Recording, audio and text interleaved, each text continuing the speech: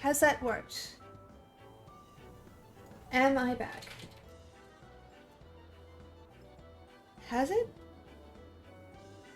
I think it's caught up. I think it's working now. Howdy. Hello.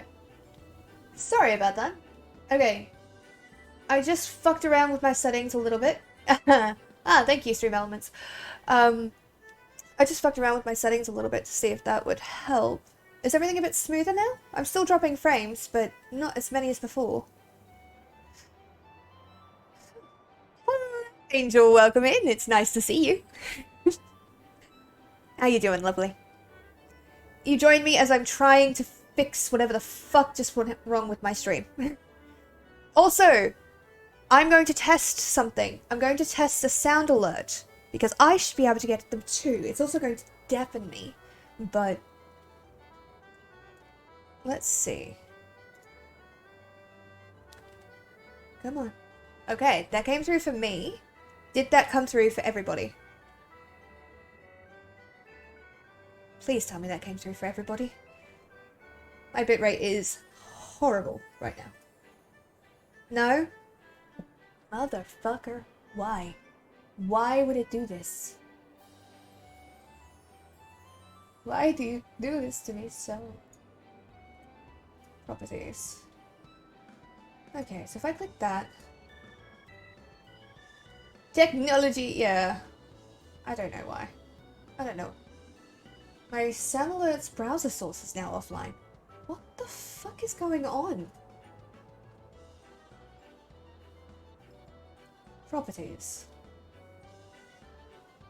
Okay, let's try that again. Test in browser source. Boop. I'm not getting it. Are you guys getting that? Hello to everybody, by the way. I'm so sorry about this mess. I'm trying to fix it. But I seem to be falling back behind, and I don't know why. What on earth could be happening? Because my game is super smooth. Works? It worked? Okay, cool. So you guys can hear it, but I cannot hear it. And I don't know why it is not letting me hear it. Because I can either have it for you guys or I can have it for me. So, do not bother with the jump scare ones. I will not hear them. Monitoring device. No. No. Boop. Okay. Hello. Hi. How you doing? I'm really sorry about this. I'm here. I'm doing shit. It's just things are going a little bit wrong right now. And for some reason my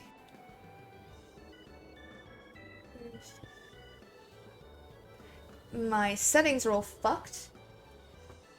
Yeah, I've balked this. I have utterly balked this. So, hello. I'm sorry.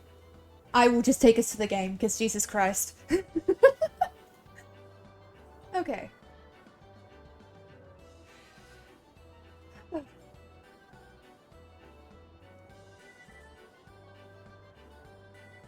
This is a proper 10... I'm watching the stream back, and it is a proper 10-15 seconds behind me.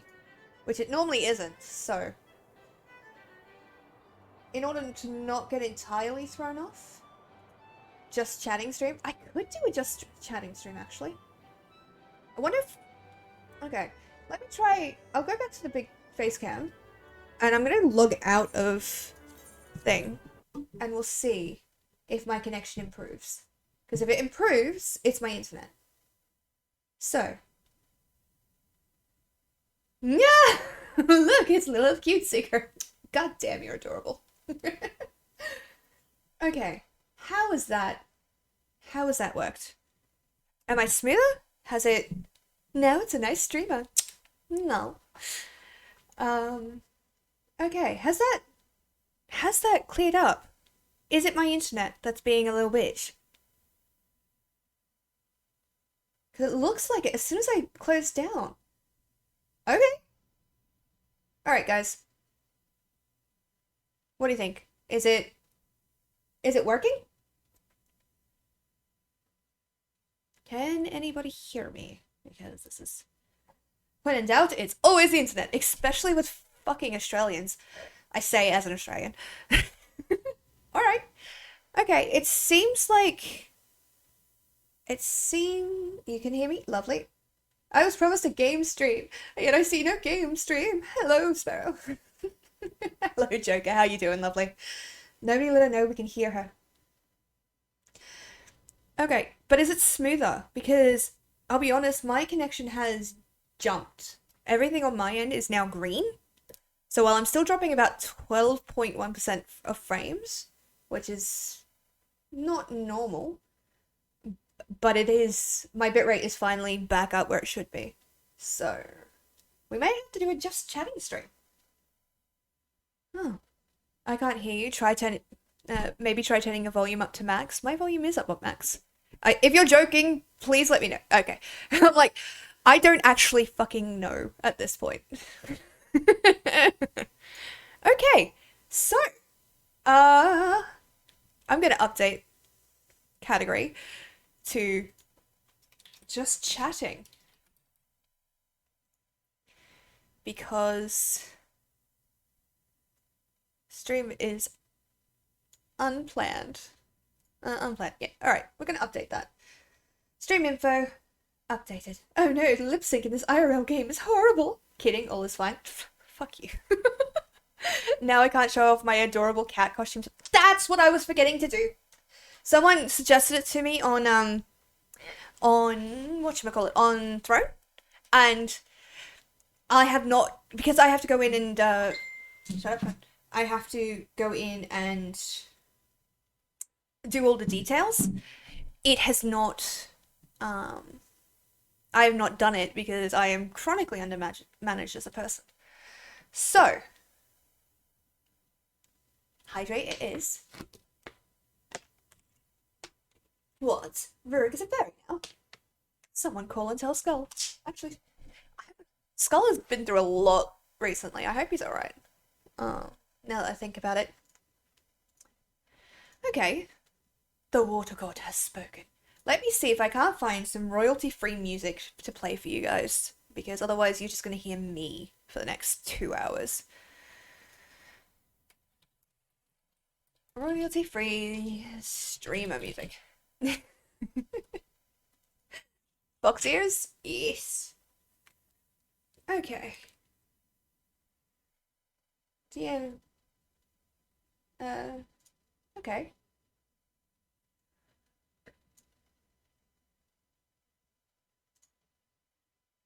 I will try and put this on.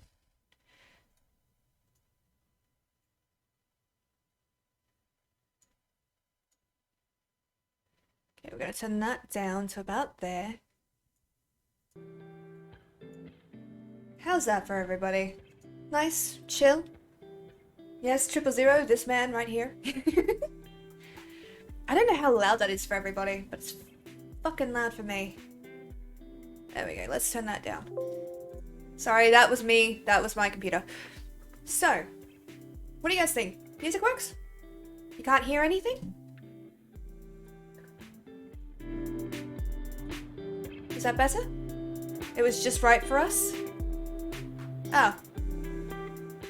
Okay, so how about that? Fixing it now.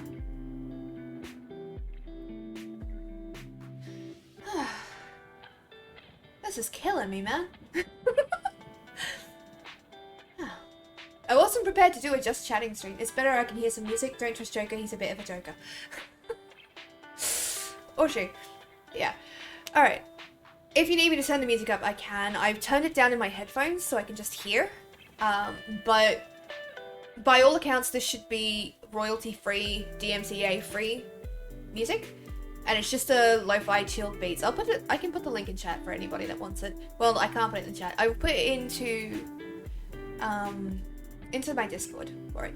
I identify as an attack helicopter. Thank you very much. You do you. So, hello. How you doing? A stale joke? Yeah. I used to deal with a lot of people that would use that joke in all seriousness, and it used to drive me up the goddamn wall. Because it's like, I know Joker was joking, and I'm not calling Joker out right now. Joker, we're cool, okay? We're good.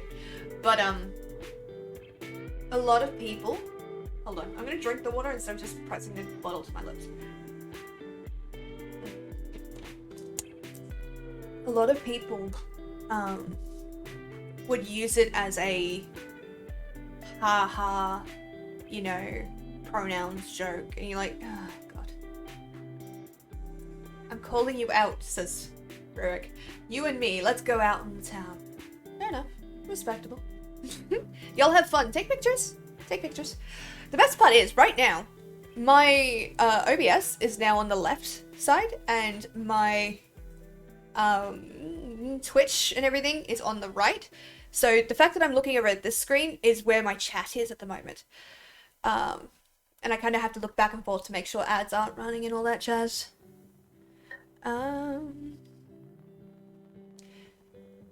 Trans people and their transness. Yeah, how dare they. I will bring my air-to-ground missiles. Can you guys not do this in Sydney? Like, I don't really mind where you go, just can we not do it in Sydney? Because I have shit to do. Nah, I used to think it was funny because I was a shithead. Hey, at least you recognize that behavior now, though. You know what I mean? Like, it is a hell of a thing to be able to look back at yourself and be like, okay, yeah, no, that was a bad pattern of thoughts that I was in, but I find them cringe now, which means I've grown as a person. I've grown enough to be better. You know what I mean? Nah, Melbourne is too wet and cold. It has to be said. God fucking damn it. Happy time zone, you wonderful people. How goes? Hello, Melly. Welcome in. You join us on a Just Chatting stream because I cannot run Final Fantasy Online right now because my internet is dying. Don't know why. Don't know what's happening. But as soon as I closed the game, my stream picked up. So we're going to do a Just Chatting stream for about 2 hours. Give or take. If everything goes quiet, I might do something else, but for the moment, this is what I've got in mind. I have nothing against anyone except for rude people. Yeah. Oh, I was going to make a joke. And it's a Hannibal joke, so it could be really bad. But did anybody else watch the Hannibal TV series? The one with Mads Mikkelsen and Hugh Dancy? I think that's his name. Did anyone else watch that? Because that was so good. That was so good. Because there's a line, the reason I bring it up is there's a line in it, is one should always eat the rude. And I'm just sitting there like, that would be funny. Personal growth, baby! Hell yeah. Oh, that's rubbish. Bloody interwebs, but yay! Yeah, well, welcome in. I had the root in rude and thought you were about to say Rurik, which would also fit for Joker. I love that show, but I can't watch it. That is fair. Is there a particular reason why? Or are you just, like, 100% valid? You don't. I'm not pushing that you have to watch this show. But is there something about it that in particular bothers you? If you'd like to talk about it. A Hannibal joke? I don't think I can stomach it. Get it. I can't watch the show because I get hungry. No, that sounds awful, but I 100% get you because they do such long montages of cooking. And you're like, I know conceptually that is human. I know that conceptually. But I am watching Mads Mikkelsen make amazing food, which I know in reality is not human. So it's just like, ugh. I have not watched all of it, honestly.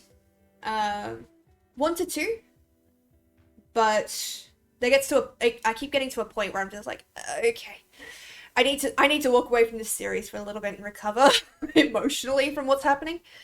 000, I want to put Mally on a watch list, please, thanks. Mads is a babe, dude. Oh, 100%. Him and Hugh, so fucking cute. And so fucking funny together.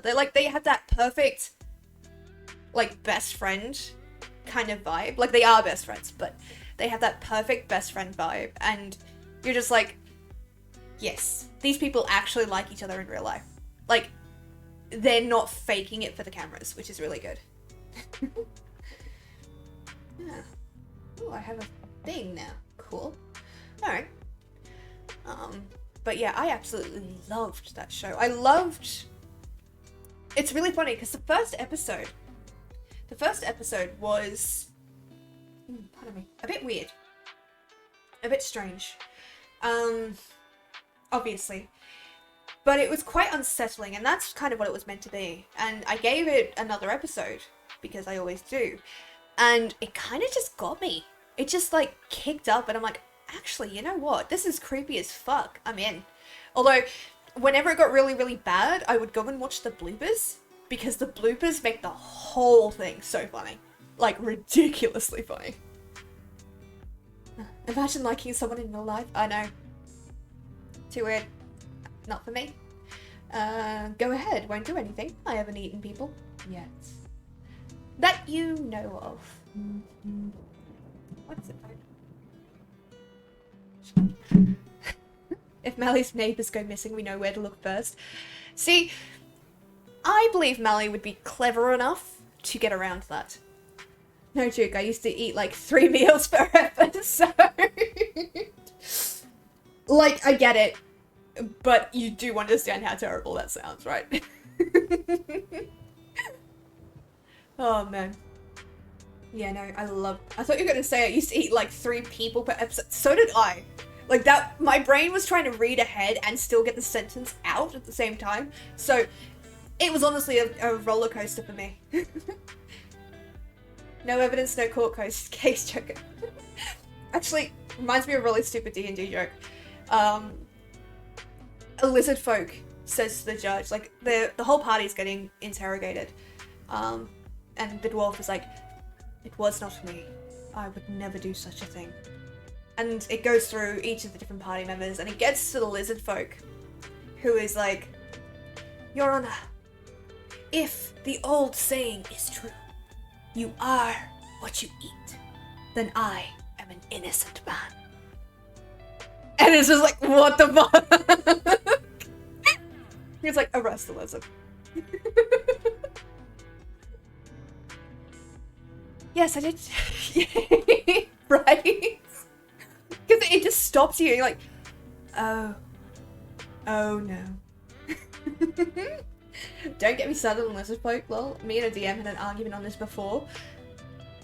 Okay, I won't get you started. I actually threw together a one-shot on Monday, which was terrifying, because I had like the barest idea of what I wanted to do. So I had a plot in mind that I was going to throw into a campaign at some point. That's what I kind of do. I try and think up little bits of adventures and plot hooks for people so that I'm never caught off guard. So that doesn't work, by the way. I'm never going to get that. But yeah, we ended up, they went to a town that was cursed, and they found some skeletons which they could control with a hammer. Except the whole thing about this hammer and these skeletons is that they would do everything you told them. Everything. Except they would find the worst way to do it in. So if we'd had time, it would have been a lot longer. I had to jump kind of to the end point for that pretty quickly, but if we had longer, it would have been more obvious that that's what would happen. But what happened was, they're like, rebuild the town. And I'm like, okay. So they did. Starting with the orphanage. And it's a big, solid, heavy orphanage. Lovely, sharp stone, grey. Curiously red. And curiously wet. So they mulched up some orphans to build the mortar. That's what the skeletons did. And it's just like, oh, God, okay. It turned into a big fight with an undead dragon, but it was a lot of fucking fun. I blabbed that on, hold on. Listen, men, we're dragon folk. Well, do you breathe fire or fly? No, then you're not dragon folk. Honestly, trying to categorize anything in D&D is a risk. I think Rurik learned that in the Discord chat when he showed us a magical item, because we have two very good DMs in our Discord, well, in my Discord, and it was ridiculous because they was like, okay, how can we make this work? And they just fucking tore it apart. And poor Rurik's sitting there like, I just thought it was cool, but no, you get a full explanation of everything. I got my notification that I am on the jury roll again yesterday, so yay, probably gonna get called up for jury duty in the next 12 months. Funny story about that, actually. Not about you having jury duty, about me having jury duty. So, very rarely, like, my family had never really been called for jury duty, like, once or twice. I got called for jury duty, like, 6 or 7 times. It was ridiculous. I've only ever been once, because it gets cancelled. But, yeah. I keep getting called up. It is now a running joke in the family that I just seem to be very, like, appealing to juries. To be a jury member. We survived because I'm the best. You guys did really well. Like, I mean, I admittedly could have balanced that a lot better, but the fact that you lived it all was impressive. Oh no, not the orphanage. Yeah. If it walks like a dragon, talks like a dragon, and kills people like a dragon, it's probably a dragon. Or a want-to-be phoenix. Or a chimera. Or a mimic. Or a changeling. Anyway, look, okay, I'm a rules lawyer when it comes to item syntax. Yeah, we learned. But I thought it was really good. I thought it was fun. But I could 100% see, like, if you did not know that was about to happen, because I know as soon as I put anything in front of you guys, you will break it down to its constituent parts. If you did not know that was going to happen, whew, that could have been bad. When all else fails, everything is categorized as either a magical item or an improvised weapon. Fair. And every other part of the game, lol. I mean, it just proves that you enjoy it. And that's the cool thing. That is the best thing. You know? I absolutely love when people tell me niche information. Like, you know, while I may not have a personal interest in certain things, like the migration patterns of certain birds, I don't care about that.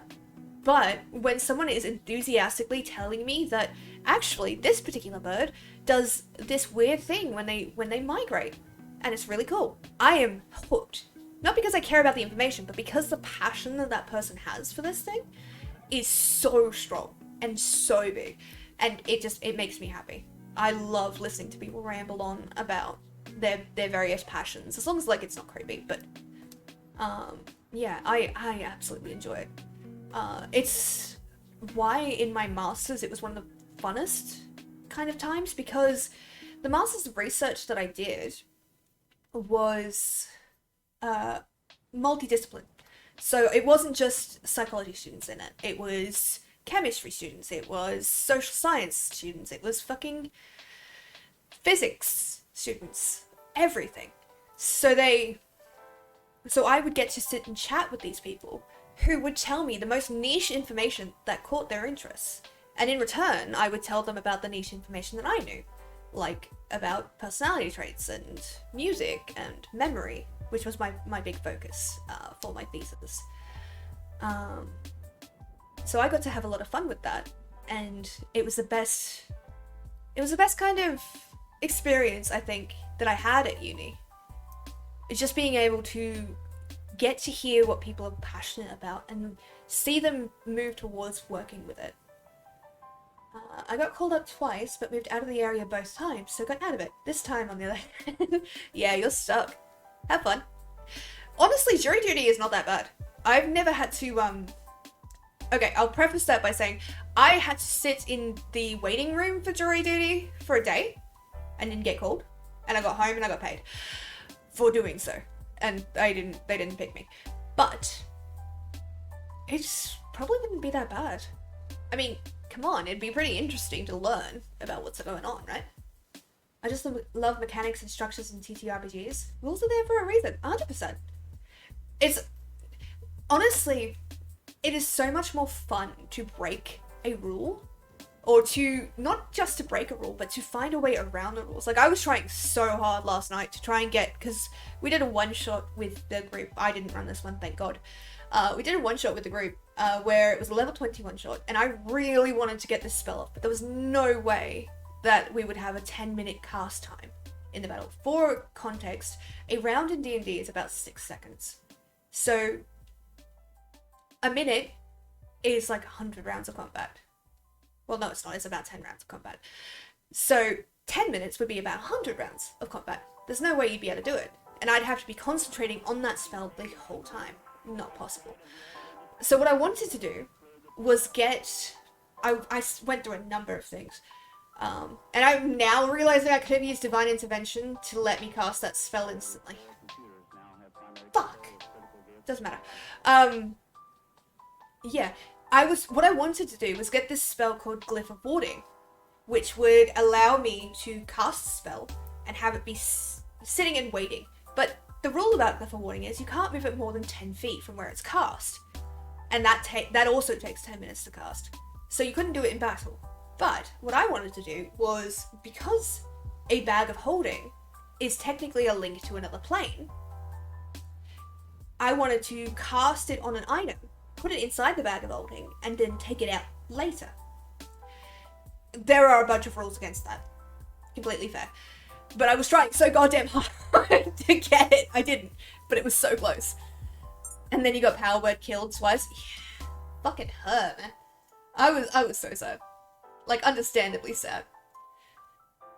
Huh. Okay.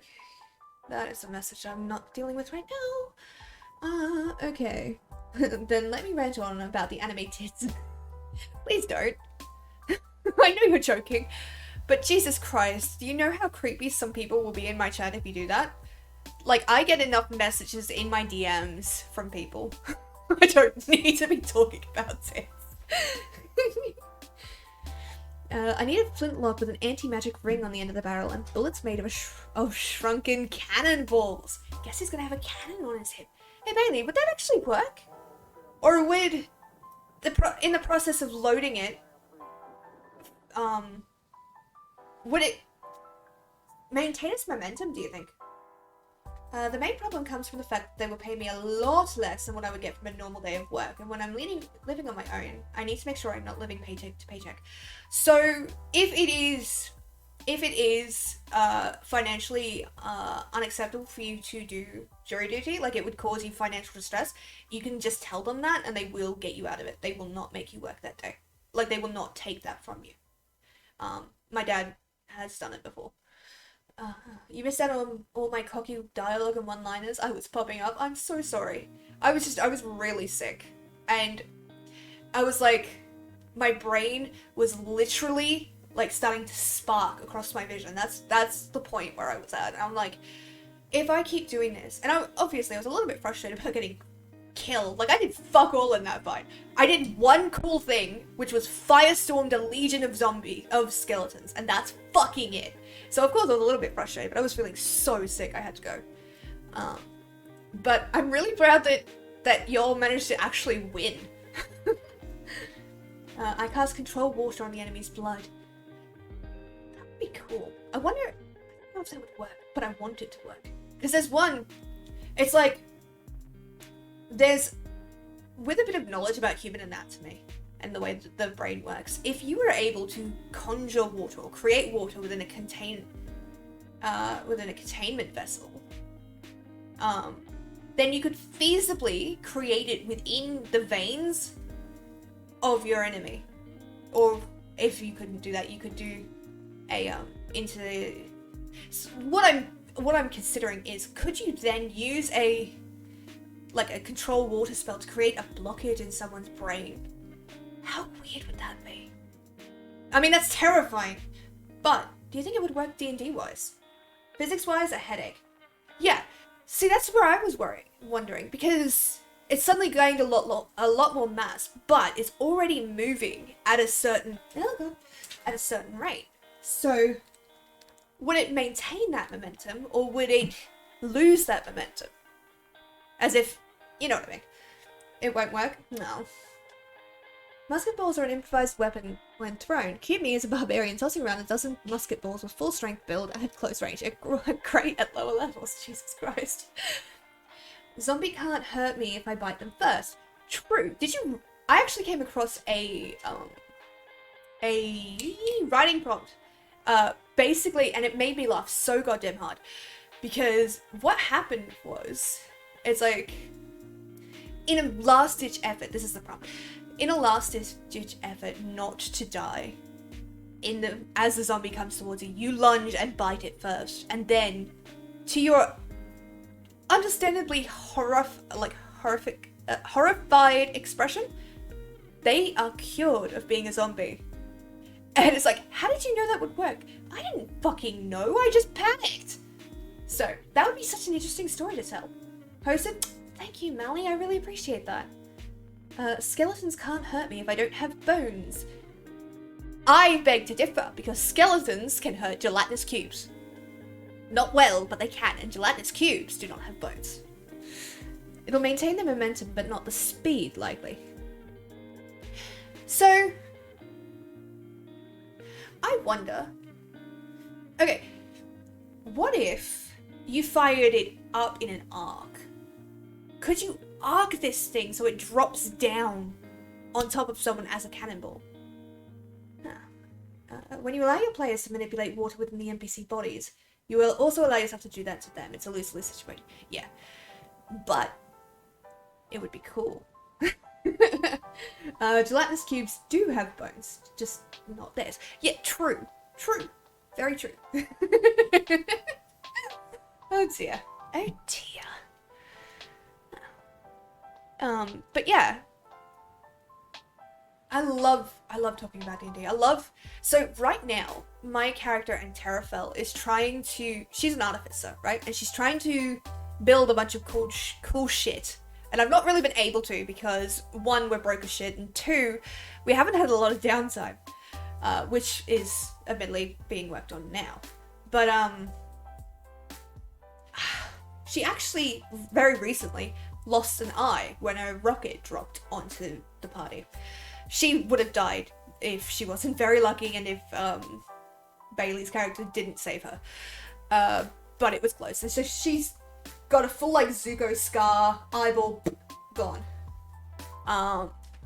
So what I've got, I'm trying to come up with something really, really cool for it. And at first what I'm working towards is getting this almost like Millennium Eye kind of thing where I'll be casting Identify through it just for flavor. But what I want to do is get this Mirror of Life Trapping. Now, for those of you who don't know, a Mirror of Life Trapping is a large 4-foot mirror that you place on a wall or any surface. And that if anyone other than you looks into it, they are trapped inside a prison. Basically, so it's like an ethereal prison. I want to make a small one for Auntie to have underneath, like in that eye socket, so she can just like lift it up and capture people if she wants to. I think it'd be really, really cool. Any plans for our surprise public holiday? I have a few. I have to go and pick up a couple of things, but nothing big. What about you? Anything big planned? We shot a rocket out of the sky. It was full of goblins trying to fly away and went, whoa, what if we shot it down? And we almost instantly died. Yeah. Heroes of the realm. Look, okay, to be fair, didn't think it would explode. 100% it would have exploded. It should have. But critical thinking at the point was more focused on the looky, which, for you guys, is a fucking mechanical beholder that, Lord Skull designed. It was hellish. It nearly destroyed us 2 or 3 times over. Rockets feel a little advanced for goblins. Yeah. We're like 95% sure they had help, but it was really fucking funny. Probably gonna go visit family down south. Their dog passed away yesterday, so I should go spend some time with it. Oh, I'm so sorry to hear that. Losing a pet is hard. It is difficult as fuck. So send them my love, if that's not weird. Goblins are surprisingly crafty, almost crafty as dwarves, except with less metalworking and smith proficiency. Yes, very true. They're also kind of assholes a lot of the time, but to be fair, so are dwarves when they want to be. I say it as my character has been raised by dwarves. She is a fox, by the way. Have I shown you guys her picture? I don't think I have. Yeah, alright, I'm gonna upload it into the fan art thing. Because it was so goddamn cool. Oh god, it's not saved on my computer, is it? It is on my phone. Because I'm useless. 1 second. Look your age battle. You. Can I please get to the thingy? God damn it. Trying to find my shit on my phone is like ridiculously hard. Let's do it this way. Sorry, 2 seconds. I promise, won't be much longer. So this Discord. This is my character and Terrafell.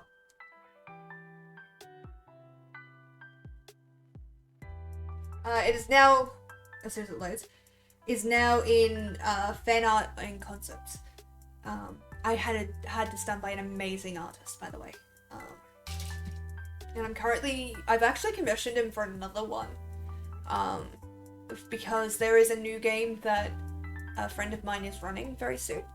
Well, possibly soon. I'm just so hyped for it that I've already designed my character and have her backstory and fucking what she looks like completely in my head. So I'm getting art done for her. It's gonna take a while though. But yeah, that is my fox and Terrafell. And yeah, so she was raised by dwarves. And you know, that's why she's an artificer, that's why she builds shit. She also has a demon gun, which is like so good. I love playing as dwarves, but hate interacting with the actual race. All my dwarven characters exiles from the dwarven lands. Fair enough. Which campaign might this be? It's a mystery. Perhaps a dusty one. Why, yes. How did you know? Are you a mind reader? Sorry. I just saw that happen on the other screen. That's so, I feel like an absolute idiot.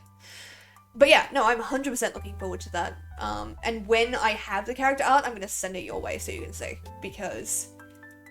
But the guy that I got it from, who is the same guy that did the Terrafell picture, his business has picked up a lot. So he's asked me for a lot of time for it, which is fair enough. And offered me a big discount for it. So, by the way guys, if you guys need an artist, I know quite a few, and they're fucking amazing. So please hit me up so I can share this with you. And if you do use them, just let them know Sparrow sent you. Because I would love for them to know that, you know, I appreciated their work so much that I am actually recommending it to people. But yeah, that's... there's so many cool things in D&D that I want to get into. To drink. The little birdie told me about you. Yeah. If they recognize me, that would be really cool from that. I would be super hype. What do I mean? Oh, right. Okay, so goals. I will be setting that up for Friday's stream, so you will be able to track the goals with us. But reiteration for people that do not know or have not checked the Discord, if we reach 100 followers, I will do an Elden Ring stream, so you can all laugh at me as I fucking rage. Because I do not handle those games, like I love those games, I fucking love those games, but I do not handle prolonged playing of them very well. I fucking flip out. And I feel like you guys would enjoy that. If we manage to get 100 subs in September, which there is about 9 or so days left, not pushing. But if we do that, if we somehow manage that, I will do a KFC dating stream. If by some ridiculous thing we manage to hit 150 subs in September, I will drag Lord Skull into doing it with me, so you guys can watch both of us suffer. I have asked him, he is cool with this, if he has the time. So, hint hint, if you would like to see those things, work towards it. I may even be convinced to make it a longer term goal, depending on what people want. But that's something I'll have to think about, because it's not my typical niche. Don't get me wrong, I love a good dating sim. They're really fun. I just don't typically play them where other people will watch me play them, because then I feel judged on, like, my reactions to things, if that makes sense. So, quick story. One time, our session took a break, and to make it more canon, the DM said our characters could be doing stuff in our idle time, as long as it's not getting free XP or something exploitable. I asked him if crafting was fine. He said, yes. So long story short, my dwarf ended up building a giant steam tank, and the DM didn't know how to rule on it. Fair. I wish I could get away with that shit. But what I am gonna get away with, because Ollie is really, really nice, and he knows my plans. I want to build... So I currently have a bear as a mount. A big fuck-off bear. And what I want to do is get a set of wings for this bear, like mechanical retractable wings, so it can fly, and get turrets mounted to it. I would have to invent both of those things, but that is what I want to do. Because how fucking terrifying would it be to have an artificer coming down towards you on a bear that flies with fucking turrets, who, and the artificer herself is wielding a fucking demon gun that likes to swear at people. Like, and she's not even the scary one in the party. Fucking Solstice is ridiculous. And Sumap is hilarious. I don't know too much about Lynn yet, but I can't wait to see what... Lynn is a new character. New player that's joined us. Lynn looks like a really interesting character, so I can't wait to just kind of see how she develops as we go. I'm really hyped for that. Flying bear with guns. Only thing that beats bear... Only thing that beats that is laser sharks. If we were closer to the water, I would 100% be trying to get laser sharks. I am a menace.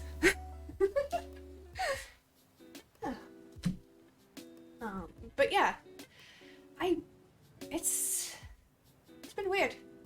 There is a lot of interesting things, especially in D&D, that I love to talk about.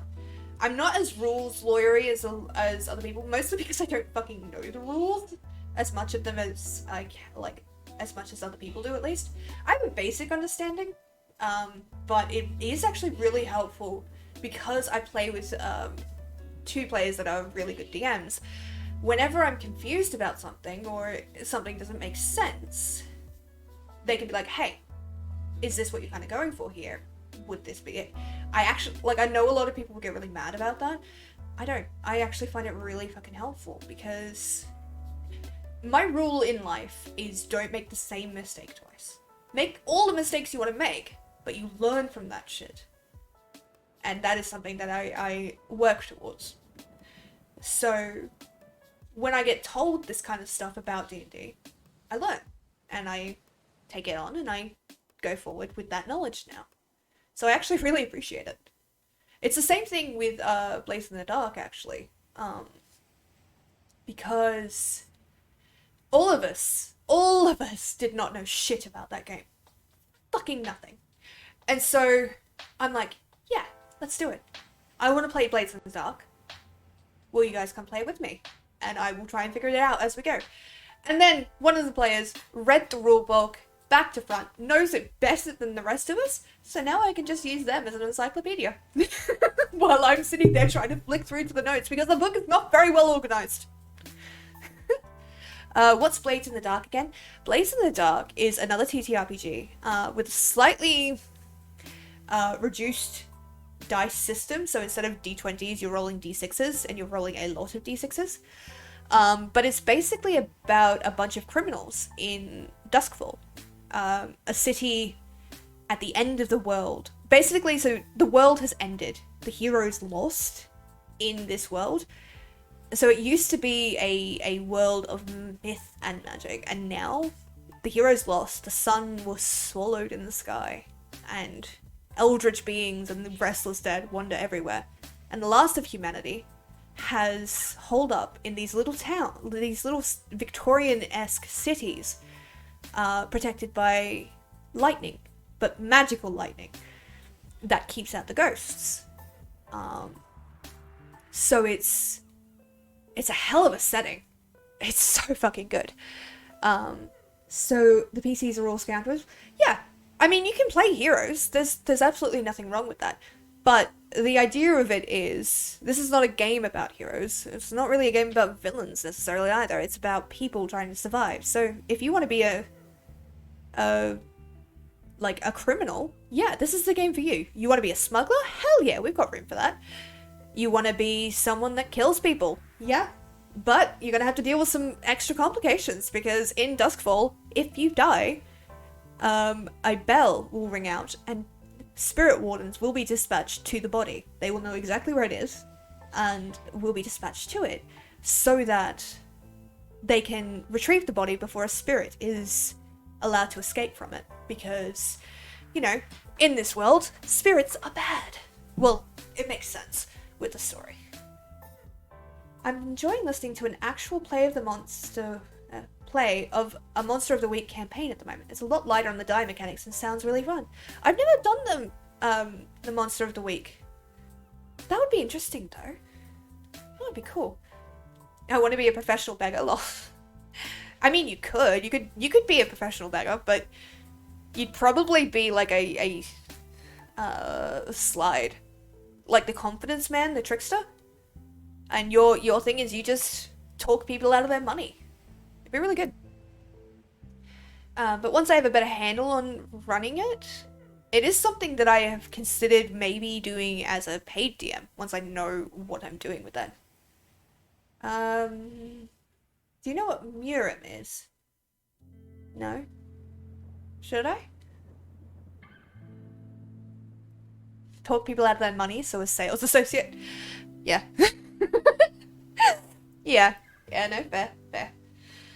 Huh.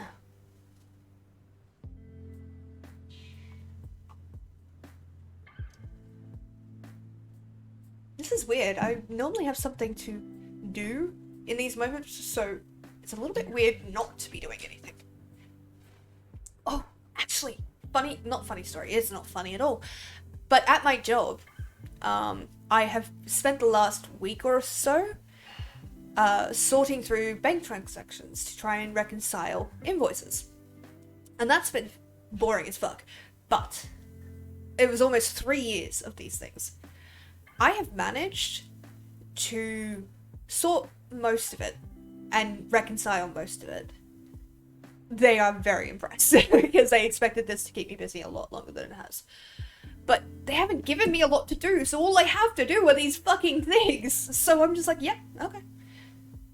The only ones that I don't have is one of our biggest clients, and we know that they've paid, but because there's been a thing where all of the remittances that they send and they do bulk payments, all of those remittances aren't there, so it's impossible to know which payments go for what thing.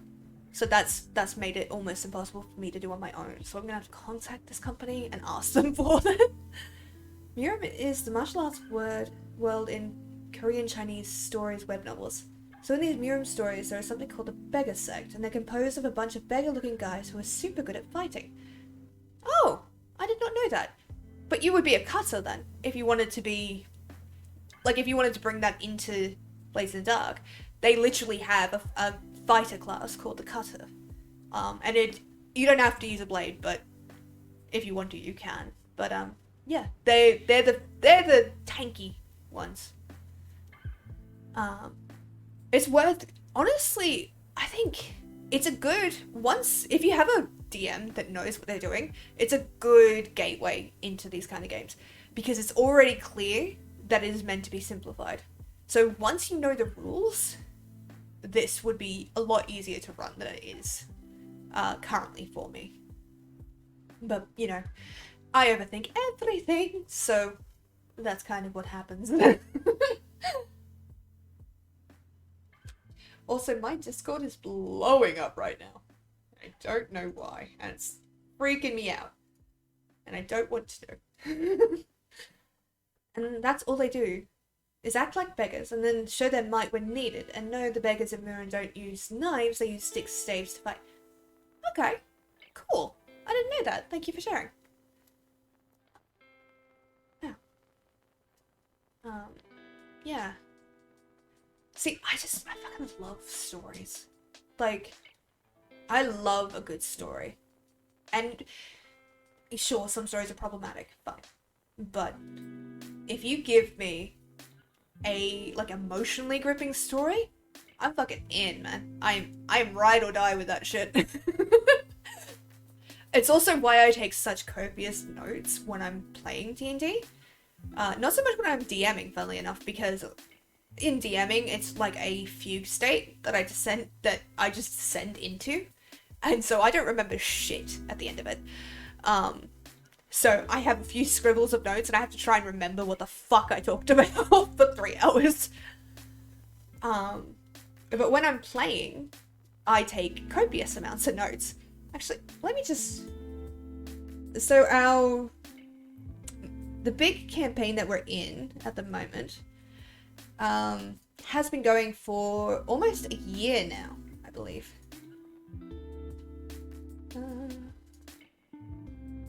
So I'm going to add page numbers so I can fucking see how many pages I have.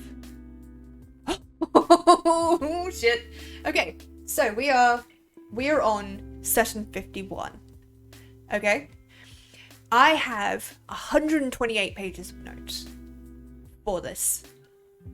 That is how dedicated I am to taking these notes. And they're not even full notes. They're dot points in some places and fucking bits of like, oh, I need to remember to do this, or I need to go and do that, or I need to do this.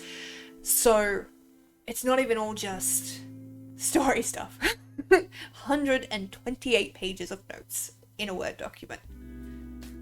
Yeah, usually the beggars sect in these Miram novels and stories are used for gathering info because they're so spread out and pretty much everywhere. Huh. Okay. I like it. Kind of reminds me, weirdly enough, because my character Anterafel is trying to create an information network, well, at least use it, but she's also the most naive little bitch you've ever met.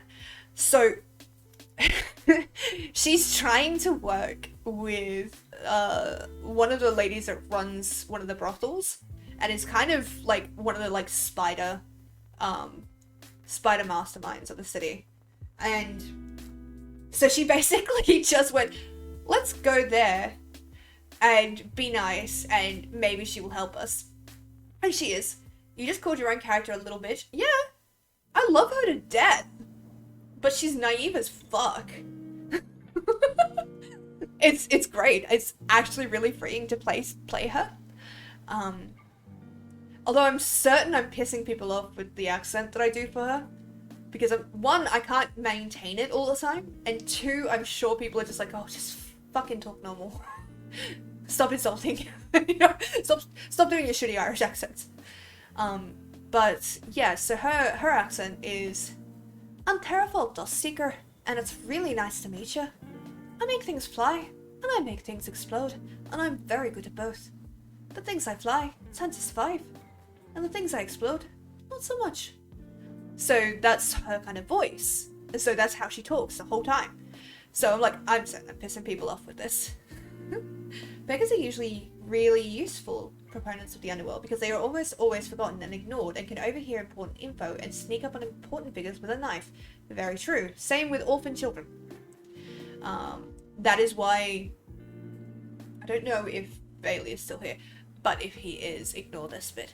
But that is why in one of the cities on my homebrew world, there is actually a quite dedicated information network of children, because they figured it out. You know, they can go anywhere, do anything, and nobody pays that much attention. So they take that information and they sell it to look after themselves. So they've got this whole, like, you know, Artful Dodger kind of shit going on. It's great fun. But I don't know when they'll get there, but they should get there relatively soon. Reminds me of the time my character accidentally became a slave trader. That's horrifying. Okay. Not sure how to answer that. Not gonna lie.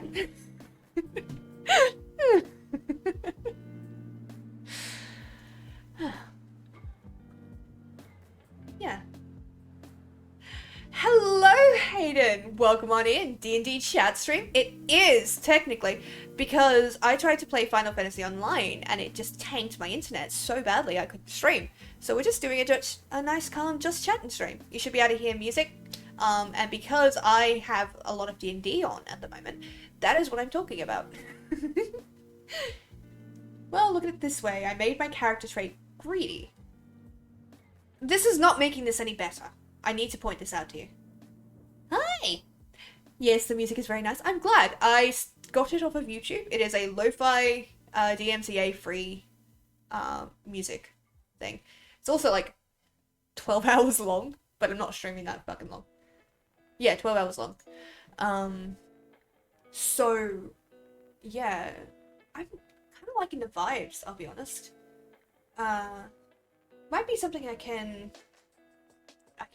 incorporate in the future to the streams. I mean, because the silence works because it forces me to keep talking, and don't let the silence just sit. Even though I've actually spent a long time trying to get used to being comfortable with silence, and for now I am. But I used to have this real compulsion to fill up the noise, fill up the silence. Because if I didn't, I'd just hear my own thoughts, and I had to do that normally. Why inflict it twice? But yeah.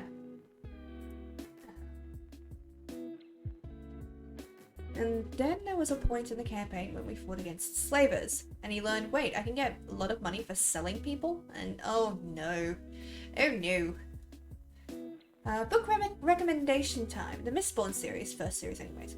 It is basically the pinnacle of this kind of idea. The underworld is real power and knowledge of the world. Ooh, okay. Huh. Alright. Should I make a channel for people to recommend like their favorite books and stuff in for the Discord? Would you guys find that fun? Like, useful? Cause yeah, I might. I can set that up if you guys want to share and discuss that kind of stuff. Yeah, people are really expensive. Who knew? I know, right? Actually, that reminds me of a really stupid threat that I love, but it's really bad. And it's like, you talk a lot of shit for someone with 2 perfectly good eyeballs, each about 6,000 on the black market. Did someone say 12-hour stream? That sounds like something worth giving 100 gift subs to. Okay, listen. If you want me to go for a long-ass period of time, you're going to have to pay for, like, the hospital afterwards. Because I can go maybe a max of, like, 4 to 5 hours before I get really sore and I just need to collapse. And if I had work tomorrow, that wouldn't be an option. But if you want to gift 50 gift subs right now, I will go for 3 to 4 hours instead of the 2 to 3 that I was going to. How's that for a deal? Going once? Not exactly something you can grow in your backyard. Technically you can grow them in the backyard, it's just not recommended. I'm gay, I forgot people can breed, okay? Oh, Hayden. Oh, lovely. Oh no. I mean, fair, but yeah. Oh golly. Anonymous donated 50 gift sub. I can see this shit. Nice try. Joke. Unless what? Again, I will point out, when I stream, same as when I run D&D, this is a fugue state. So everything that's just, like, everything that comes into my brain is coming out of my mouth, and no recollection is being kept. So if I say something and you guys want to refer back to it, you're gonna have to give me some context.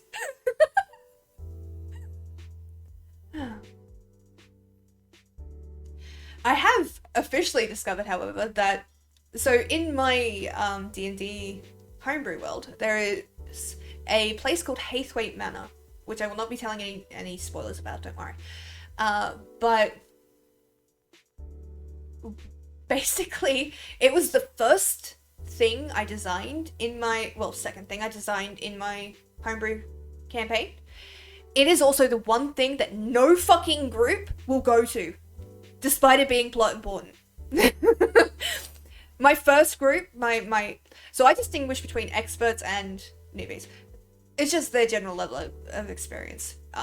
So for my expert group, I've got Lord Skull, and I've got Bailey, and I've got a couple other people who I don't know if they'd be cool with me sharing who they are, so I'm just kind of glossing over it. And they have been playing the shit out of D&D for yonks. So, yeah. They were supposed to go there second or third session. Do you want to know when they actually went to Hathwaite Manor? The 8th session. And that was only because they had run out of shit to do before that. And now my newbie group, my fucking newbie group, one, our schedules are so fucked. And I've had to move them to being fortnight games because I can't, like, I physically can't run that much stuff in one session, like in one week anymore. Just because of, like, quarantine and that shit. So they still haven't fucking gone. I'm just, no, Hathwaite Manor is cursed. Like, it is just cursed for everything I try to do with it. As soon as we get past it, I'm like 95% sure that all of the scheduling problems that I'm having with this group, which is really no fault of their own, I'm not throwing shade, but all of the schedule problems I'm having with that group will disappear. Because that is the power of this fucking place, I swear to God. Reminds me, Sparrow, of one thing this girl said during a D&D session. We were joking about selling teeth on the black market, and out of nowhere, she was like, "You'd be surprised how much an actual tooth sells for." And we all just looked at her, mostly in shock and horror.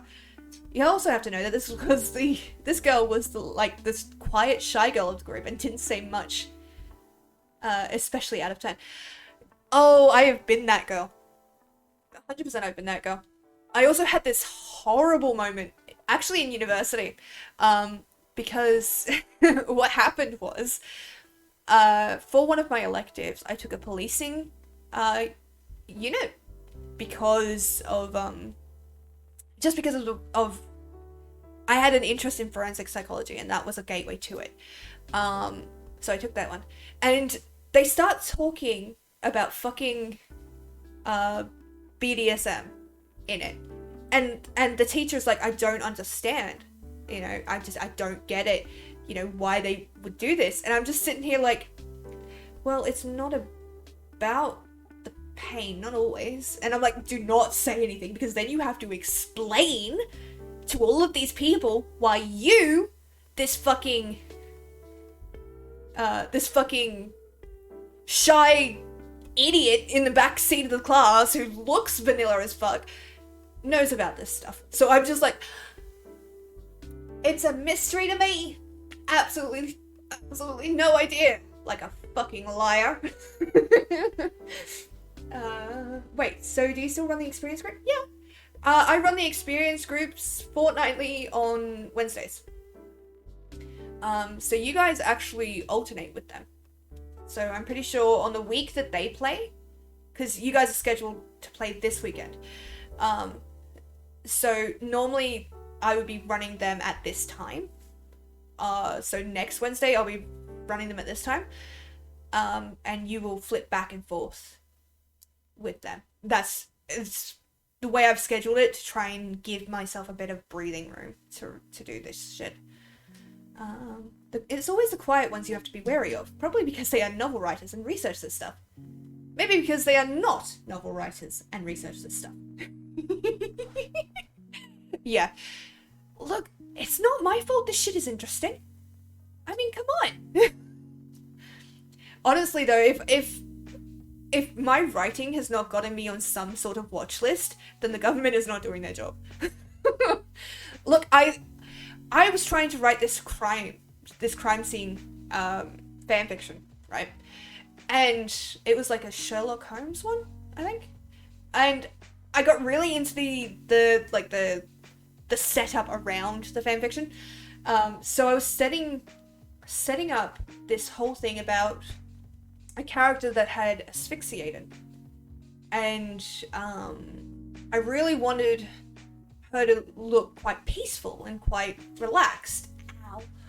Ow. So I was like, okay, what would take, make them die, but not cause them excessive pain, and not leave any obvious marks?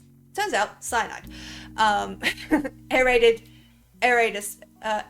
cyanide will do this, but it will leave a blue tinge. It was one time, Jacob. One time, and you promised not to speak about it. Yeah. Let me be clear, I'm not going to get into, any kink stuff on stream. That is just not my thing. I just thought it was really fucking funny that I was in this class, and I'm just like, what do you want me to... Do not say anything, because then you have to explain how you know this thing. And then it's not a conversation you want to have with fucking, 20 people and some old fucking cop, who actually was really nice, by the way. But it's still not a conversation I want to be having with someone that is older than my dad. I would want to have that conversation with someone that was the same age as my dad. Promises were made. Oh, fun. Yes. They're a bit ahead of you guys at the moment, so I can't tell you anything. But interestingly enough, you guys have actually converged at a point and separated, because of the way certain schedules have locked in. You guys have both found the bookstore, at different points to each other, but when you guys entered the bookstore was about the same time, the same fortnight that they entered the bookstore. You certainly wouldn't want to have that conversation with... No, thank you. Please no. No, those are the exact kind of people you want that conversation. No, it is not. No, it is not. Not if you want to live. Not if you want to spend the rest of your day not, dying of cringe. Maybe I should bring the topic up next time I visit. Rurik, I need you to think about what you just said. Just think about it. You want to bring up BDSM kink to my parents the next time you visit, apropos of nothing. Do you think you will be allowed inside the house if you do this? Nothing is more fun than talking to totally random strangers about how certain kinks work. No! There is a lot of things that are more fun than that. What is wrong with you people? Your dad is cool. I think it would be fine with it.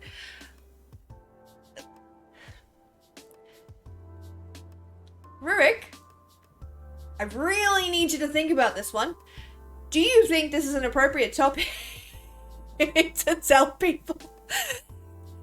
Because what I'm envisioning is you turning up to my house and just saying that to my dad with no context. Do you have any idea how quickly that is going to get you either kicked out or punched? Oh, that could have been one of your barbecue topics. Oh god, don't remind me about the barbecue. Me constantly listening to my grandma's unhinged sex jokes. First of all, how does Rurik know where you live? Technically, he does not. But Rurik and I have been friends since high school. So, for a while, he knew where I lived. At the moment, he does not know my address. because it's really fucking funny. No particular reason why I haven't told him. It's just been, it started as a joke and now it's just too funny not to let go. Hey, Mrs. Farrow, would you like to hear about BDSM today? I promise you, if you fucking do that, I will unleash my sister upon you and you will regret it. Oh, okay. And second of all, why are you running? Do I look like the kind of person who can run? Really? I mean, I'm working on it, but goddamn. I've not reached that point yet. Actually, speaking of running, funnily enough, well, not actually running, but the weight loss. I have actually met a new goal. I'm really happy. It's slowing down a little bit, but today I managed to do 6,181 steps. Considering that before my surgery, I could do a top of like 500 in a day. That's it. So I am fucking gunning it right now. Have you not seen that meme? Yeah. I fucking quoted the meme at you. Why are you running?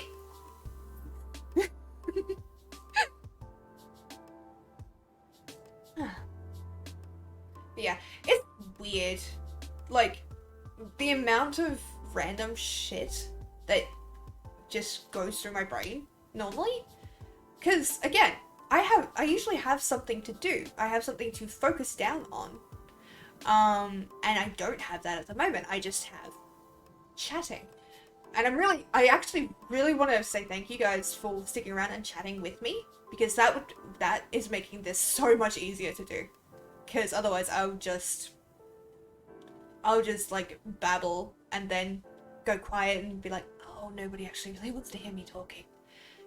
You know that old anxiety? I used to have that problem all the time. I still have that problem occasionally, but less so now. Where you're like, you'll be talking to somebody or in a group and you won't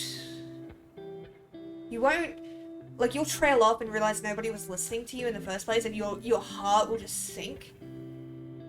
I used to get that feeling a lot whenever I would talk. It was a lot of things. It was a lot of things that I faced in high school and before that, where talking was just difficult because I didn't want to be the person that drew attention to herself, because attention was bad. Attention meant bullying, and attention meant, you know, that people would notice me, and if they noticed me, then they wouldn't like me, and then I'd have to deal with that. And I've gotten a lot better. I've got a stronger sense of self-worth now, and I've got a stronger sense of self now. But there is still a part of me every so often when I'm talking to someone, especially when I'm babbling on about something that I enjoy, that I know that they're not particularly interested in, but they do just want to listen to me, like, be polite and listen to me talk. I'll just be thinking, why would anyone want to listen to me right now? And that's not a healthy thought process. So you have to kind of, when you have that thought, and when I have that thought, it's like, actually, a lot of people would want to listen to me. I'm an interesting person to listen to, you know? So I'm kind of trying to reframe my brain a little bit around that and trying to push forward, I guess, with it. So if you guys see me when I make one of those self-deprecating jokes and suddenly go, actually, no, this is cool, or actually, no, I'm not that bad, know that it's not me trying to be prideful, it's me trying to fix my brain and instead associate positivity with internal thoughts. Does that make sense? You go, girl. Thank you, Rick. I am only at 5,500 today. It was a low exercise day for me. Still, it's better than what I used to do. I just had to do a lot of invoicing, so I'm like, I need to go and do something else that is not thinking. Let's just play solitaire. I mean, solitaire is fun, but I can only play it like once or twice, and then I was like, yeah, no, fuck off. I'm done. Ukraine? What is that? Head pats there, Sparrow. Thank you. Yeah, I don't know how much of this people know about me, so it's a good thing to kind of bring up that I know that when I'm streaming, there is a certain level of confidence that has to come along with that. because I'm on camera. I'm here talking to you guys from my room, and people are just like, you know, you have to have a certain sense of self-confidence to do that, because otherwise you wouldn't turn on the camera. And I did. But it's important for me to let you know that it is not it is not something I was born with the confidence to do. It is something I have worked to gain the confidence to do. Like, you will never see me appear on camera, at least not now, without makeup. You just won't, because I don't feel comfortable with that. I mean, you may see me with a more reduced makeup, so this is what I wore to work today. And it looks quite dark in the camera. It's a lot lighter than it looks. But it is... the point I want to make is that growth is a journey, you know? It is you will never finish growing until you're dead.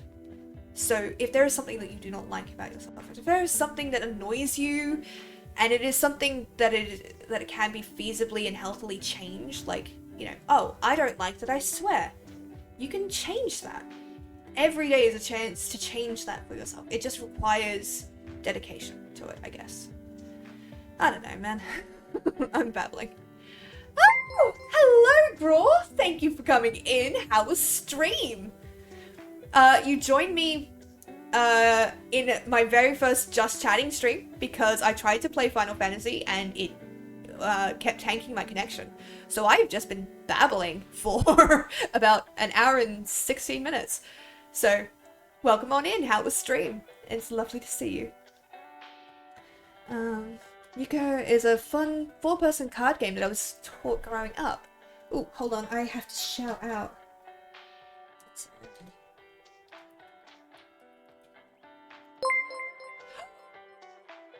Oh my god, thank you so much! Thank you, Anonymous! Holy shit, thank you! Ah! Thank you so much! So Fire, Ray, Gamers Corner, Upside Ziggerbugs, and Stewie Decimal, enjoy your gift sub. Thank you so fucking much. Holy shit. My fucking heart. Holy shit. Did it shout you out? Yeah, it shouted you out. Good. You deserve it. Ah! Thank you. My fucking heart.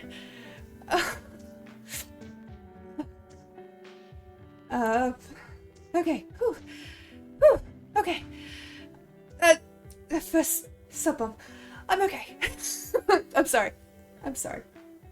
Who needs makeup when you got a full mask? Just buy and wear a full cover face mask. It's much easier spending time doing makeup. Funnily enough, I actually find it quite relaxing to do makeup. I didn't used to, but it is now something that I do. It is like... This is gonna sound really stupid, but it's like stitching on armor, almost. You know? You put as I do this makeup, I am putting on the person that I want to be, I guess.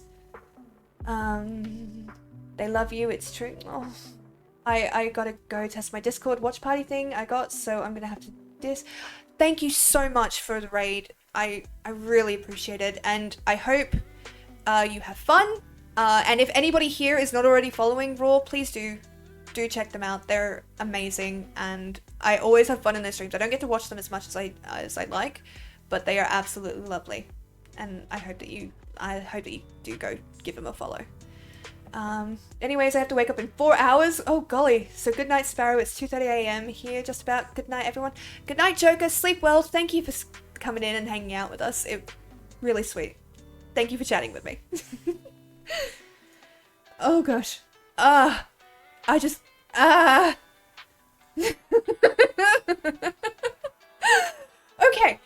just got gifted a lot of money. Fuck. I guess someone really does want to get to the dating sim stream. Or you could, let's go the opposite. Go full kiss makeup style. I could. Honestly, I'm looking into learning to do better, more elaborate makeup. I I did a burn scar for Auntie, and a slash scar here with makeup, and I was really proud of that. So as I kind of go, like, so it's really hard to see on camera, but I've been practicing with like contouring and stuff, so I'm constantly learning and improving bits and pieces here and there, which is kind of like my goal. That is what I want to do. I don't think it is actually able, like anyone is actually able to achieve perfection. But the process of trying is the important part. Because if you're perfect, there's nothing to do. But trying to be perfect, as long as it's healthy, improving yourself bit by bit, day by day, that's the good shit. That is what a good journey is about. At least in my opinion. But yeah, it's this... I'm gonna take a drink, because I'm not hydrating enough.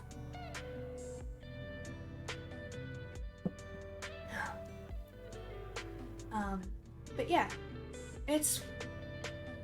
I think that the journey matters most of all.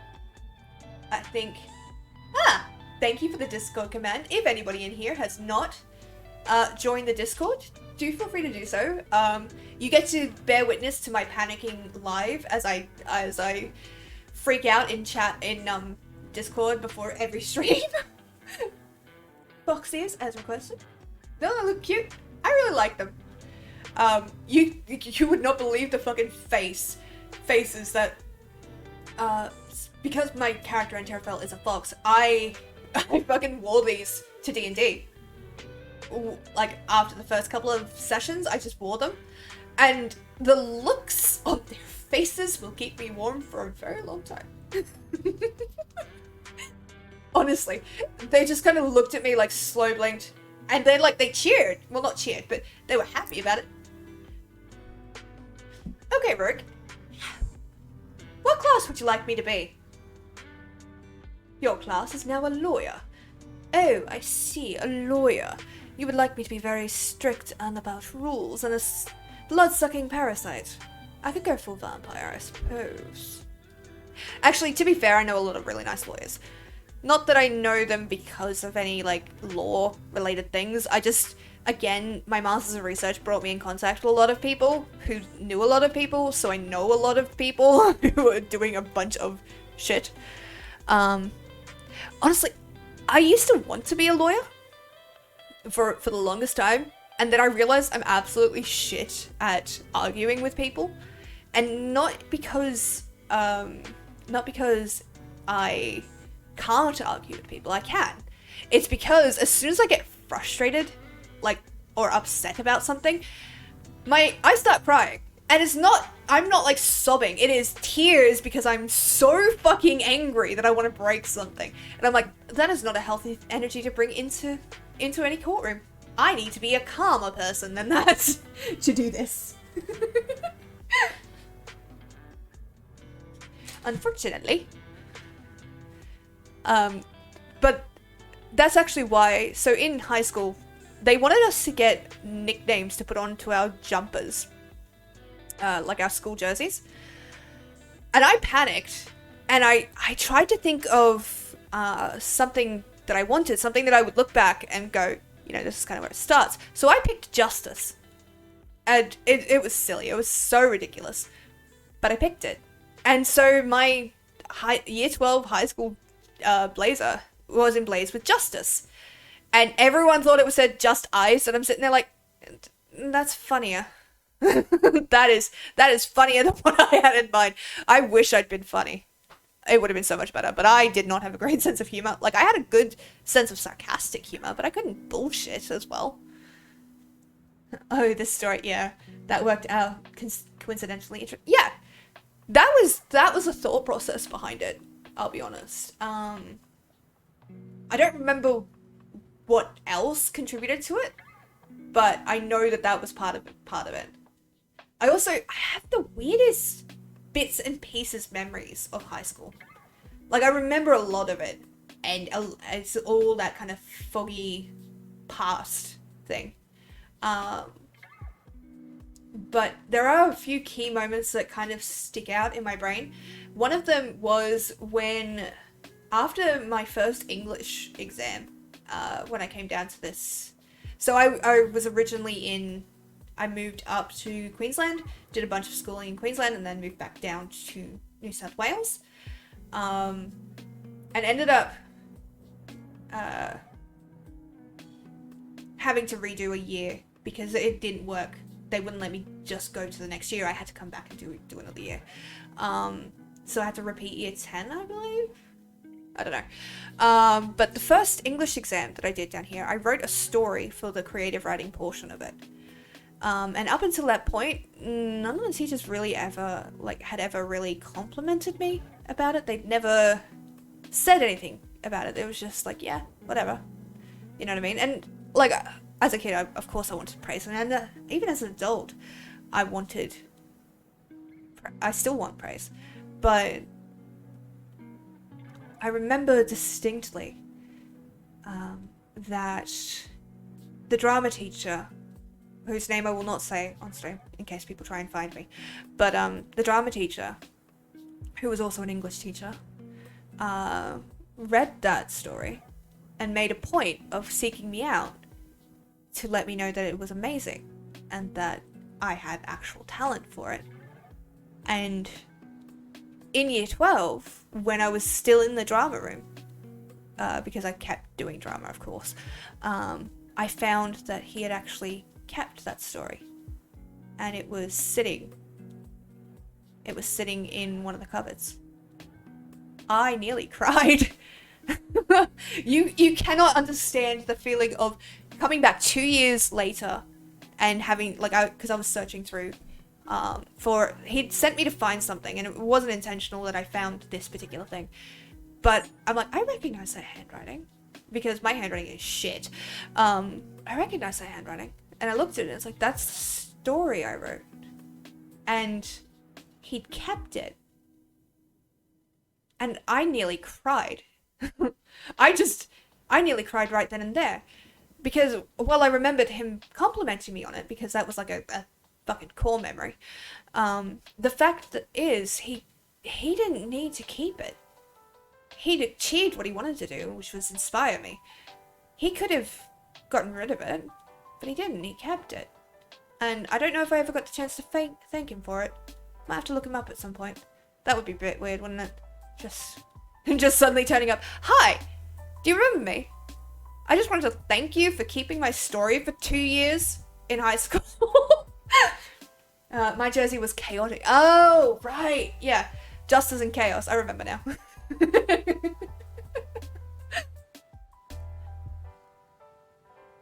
But yeah, there's a lot of memories that are sharper in my mind than over high school.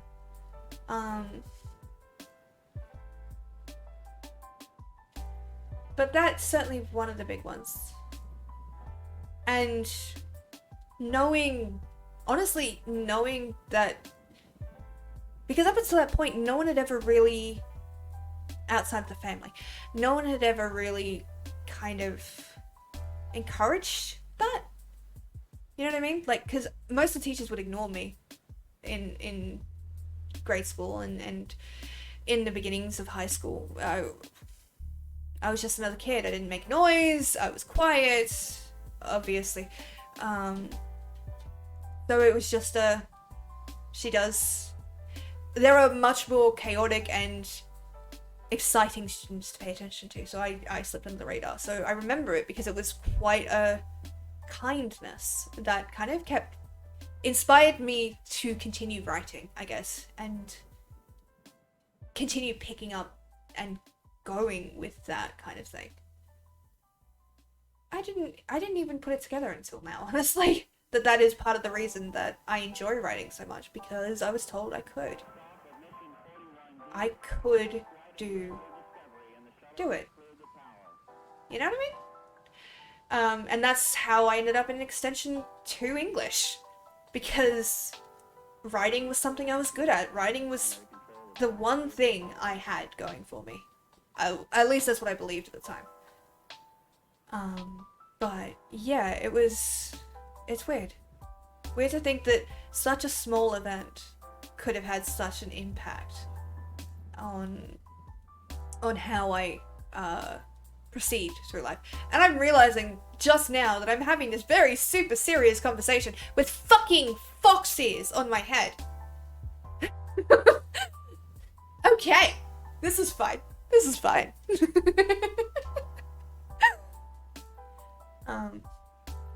But yeah, it just kind of goes to show how little things like this can be. So that's why now anyway. I wanted to, and I did make a point of being kind. Shit that I gave Rurik aside, and I actually honestly made sure to check with him and tell him if it was actually bothering him. He would tell me and I'd stop. But it is something that I have adopted as my life goal, to be as kind as possible to everybody that I meet.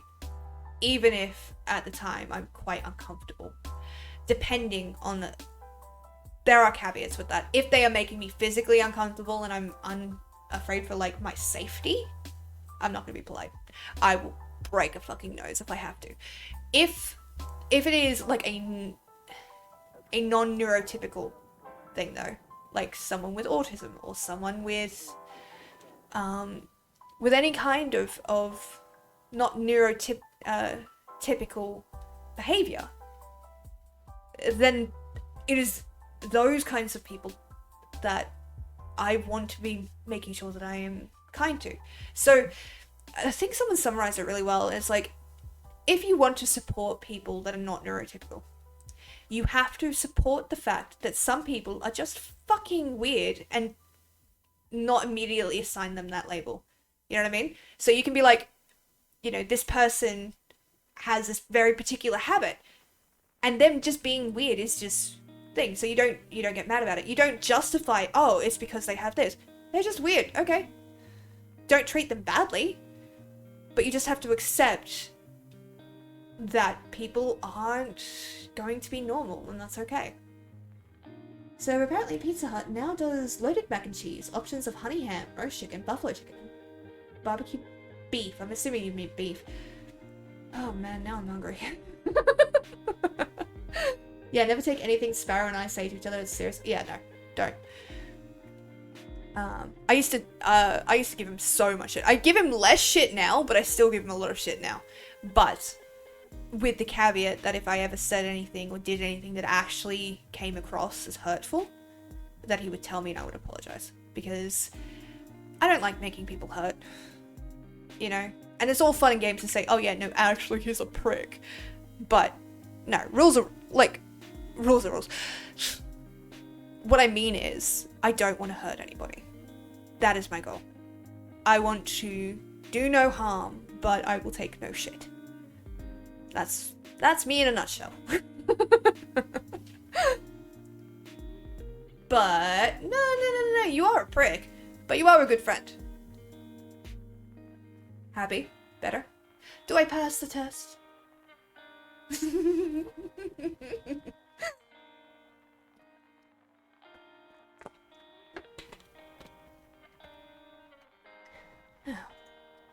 Honestly, I'm still surprised that I haven't freaked out and stopped stream. Because we've been live for about an hour and a half, give or take now. But I never thought I'd be able to actually just do a just chatting stream. So it's really cool that I'm still doing it. Might have to take a quick break to get like something to eat, but what test? There's no test for friendship. Friends are my power and other cheesy lines. Honestly, I don't know what you're talking about. Like I said, everything I say on stream is coming from a fugue state, so I don't have long-term memory of conversations. It is just everything.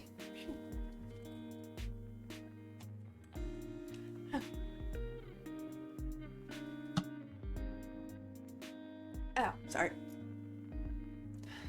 See, the problem with the surgery is that my stomach is now very, very small. So, if I take a too big a gulp of water, my stomach will fill up with air first, and it is painful. But yeah, certainly worth. I have improved in leaps and bounds since that surgery.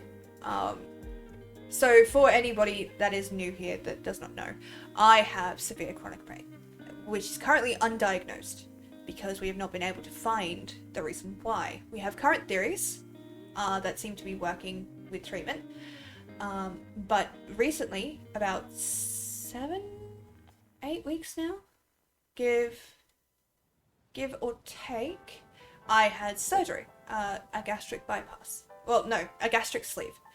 And this was done to help lower my weight so that, one, inflammation would stop, and two, doctors would be able to do different tests to try and figure what has happened and why I'm experiencing this pain.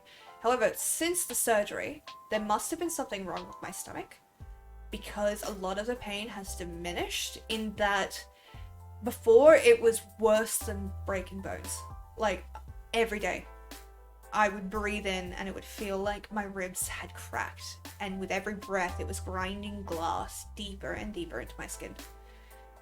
Now it is like, if I had to compare it to something, which I kind of do, it's like a bad toothache. I know it's there, I'm very aware of it, but I can function.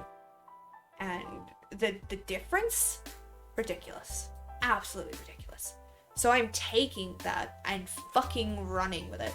I am doing everything I wanted to do for 6 years after I got sick. Oh, did we still want to add a snack point reward against hydrate? I can add one, but it will have a different times on it. So I will have like a maximum redemption of like 2 per stream, and it would have to have an hour in between. Just because otherwise I will be sick. There is no way I can actually eat anything in short periods of time. But yeah, it is changing my life, and I've been given an opportunity here that I like to think I earned it, but I am fucking running with it. I am going. Hence why I'm doing so many steps in a day. Hence why I am pushing stream and you know, doing work and everything. I am pushing so hard because I had 6 years of my life taken from me by this disease that I don't even know what it is. And for the first time in that 6 years, I can move. And I don't feel like a breeze could topple me. It is the most free I've felt in 6 years. So it has been. Hello. Okay. Hello. You know, while we're here. Yeah. Sincerely happy for you, Sprout. Thank you, Rick. That means a lot. Yeah, it is. Like I said, I'm trying to be better. You know what I mean? And that includes my personal life. It includes my physical health. Wait, is the stream wrapping up? No, not yet. I'm having fun. I'm chill. Can go for a little bit longer. I'm just, like I said, I'm just doing a just chatting stream. So I've literally taken whatever filter I have in my brain away, and I'm just babbling whatever comes across my brain. And I took too deep a breath and had a sharp spike of pain. So that's why. That's what brought it up. Yeah, I'm happy to go for a little bit longer. If I still have people to talk to, if you guys don't need to go and do something. Yeah. It has been a journey. 7 weeks, and I am pushing my life into something new. And I am fucking running with it. I am going... Basically, it's gotten to the point where it's like, life will give me what I want, or it will have to kill me. Because I've had enough. And it seems like I've hit that overflow integer, and my luck has flipped, finally. Oh, I just came back and heard, well, it's been great, and got really sad for a moment. Oh, no, please don't be sad. I'm still sticking around, if you would like to stick around and chat with me. I I can even talk to you about D&D stuff if you like. Which I will probably end up doing because D&D is most of my life at the moment.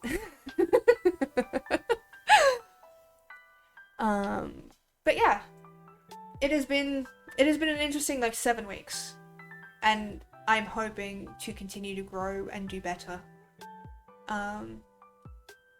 I'm hoping to, so my kind of big goals, especially for like streaming specifically anyway, is to, one, continue to build this community, have more of you lovely people here with me and just to hang out. And obviously, you know, if at some point in the distant future I could do this full time, I fucking would. In a heartbeat, I would do this full time because this is fun. But that is way off in the future. But I would like to build a kind of an Instagram presence as well. Maybe someday get a sponsorship deal. How weird would that be if I got paid to play games? Like, to play a game for a specific brand, publisher. That would be so fucking cool. Yeah, those are kind of the big goals I have for streaming at the moment. Just to continue to build and to have a lot of fun. So as we kind of grow, like I'm hoping we're going to grow. I hope that you guys are going to have a bunch of lovely people to hang out with as well. And one day I will have a stream that is not plagued by technical issues, but I don't think that will be anytime soon. Sparrow practicing the Raid Shadow Legends sponsor speech. Funnily enough, I actually got an offer from Raid Shadow Legends. I did not take it because I do not play Raid Shadow Legends, and that would be insincere. But I actually had an offer. Yeah, legit. It wasn't a big offer. It wasn't like $10,000. It was like 100 or so if I played it on stream and I got people to play it. But yeah, I actually got the offer. But again, I won't do something on this stream that is insincere. Like, insincere with me. So, I don't play Raid Shadow Legends. I have nothing against the game, I just don't play it. So, why would I be sponsored by it? I'm not interested in continuing to play it at this moment in time. Should that change, however, I will 100% look them up. And be like, hey! Remember me? Pay me. Just 70 more subs and we get to see Sparrow do a KFC dating sim. Very true. Very true. You will. Oh, Jesus. Look after yourself first, Hayden. I swear to God. Honestly, I will pitch it. One, I will figure this out for myself first and foremost, but I might pitch it that I could extend the 100 subs. So currently it is 100 subs for in September to get the KFC dating stream. I could be convinced, possibly, to make it 100 subs before the end of October. If we get that, I will do it. I will do a KFC stream. If we get 150 by that time, I will do that same stream with Skull, so he can suffer with me. But yeah, please, guys, make sure you look after yourselves first and foremost. As much as I am so grateful for anything that you send my way. That is amazing. But make sure you're looking after yourself first and foremost, please. Don't tell me I can spread it over 3 pages. Oh, Jesus Christ. I will put that into, once I'm certain of it, I will put that into the Discord and be like, yeah, okay, this is what we'll do. Yeah, so I'm considering extending the deadline for the KFC dating stream. Because obviously you guys kind of really want that. And to be fair, I did not give you a full month to do it. So I might, this is not a guarantee, but I might go ahead and extend it to the end of October. And if we get to 150, I will rope in Skull to do it with me, so you can listen to us both suffer. Melly is having difficulty falling asleep. Oh, I'm sorry. I'm really sorry to hear that. I hope that you can get the chill vibes from me at the moment. I can't speak for everyone else, but I was 100% just shitposting. Yeah, no, I know. I know when you're shitposting, dude. But it is something that people are, like, hype about. And I'm like, if people are really hype about it, and I'm not morally opposed to the game, I'm not super, like, oh yeah, no, I have to play this game. I'm not against it, though. What are we sinking money and points into? So, at the moment, there is a goal for the KFC dating stream. So if I reach 100 subs, so the original proposition was if I reach 100 subs in September, I will do a KFC dating stream. But what I've been thinking is I did not give you enough, like I did not give a full month to do that. I did that like 2 weeks into the month. So I might extend that deadline to October.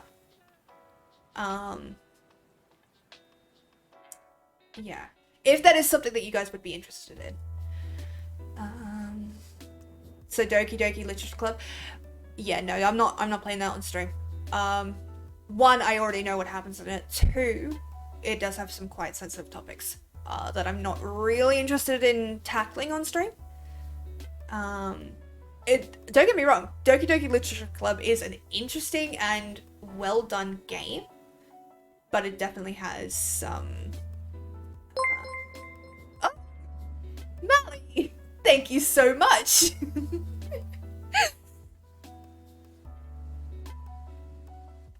I hope Randy954 you enjoy your sub to the channel. Thank you. Thank you so much, Mally. I really appreciate that. Thank you. I'm like... So, I am now sitting at 20 subscribers. What the fuck is my life? What the fuck? So yeah, if you guys are interested in that, I will give it some proper thought. Let you guys know maybe by tomorrow or Friday about extending that deadline for you guys. How many subs did you just say you're at? 20. I'm at 20. By the way, no clue who that is. I'm not remembering the name and I feel really guilty. So if it is somebody that has followed me, I'm really sorry. But I will, if you chat, I will, you know, say sorry in person. That's a lot. Yeah, it's a lot. It can tell you how enthusiastic I was about the idea to start with.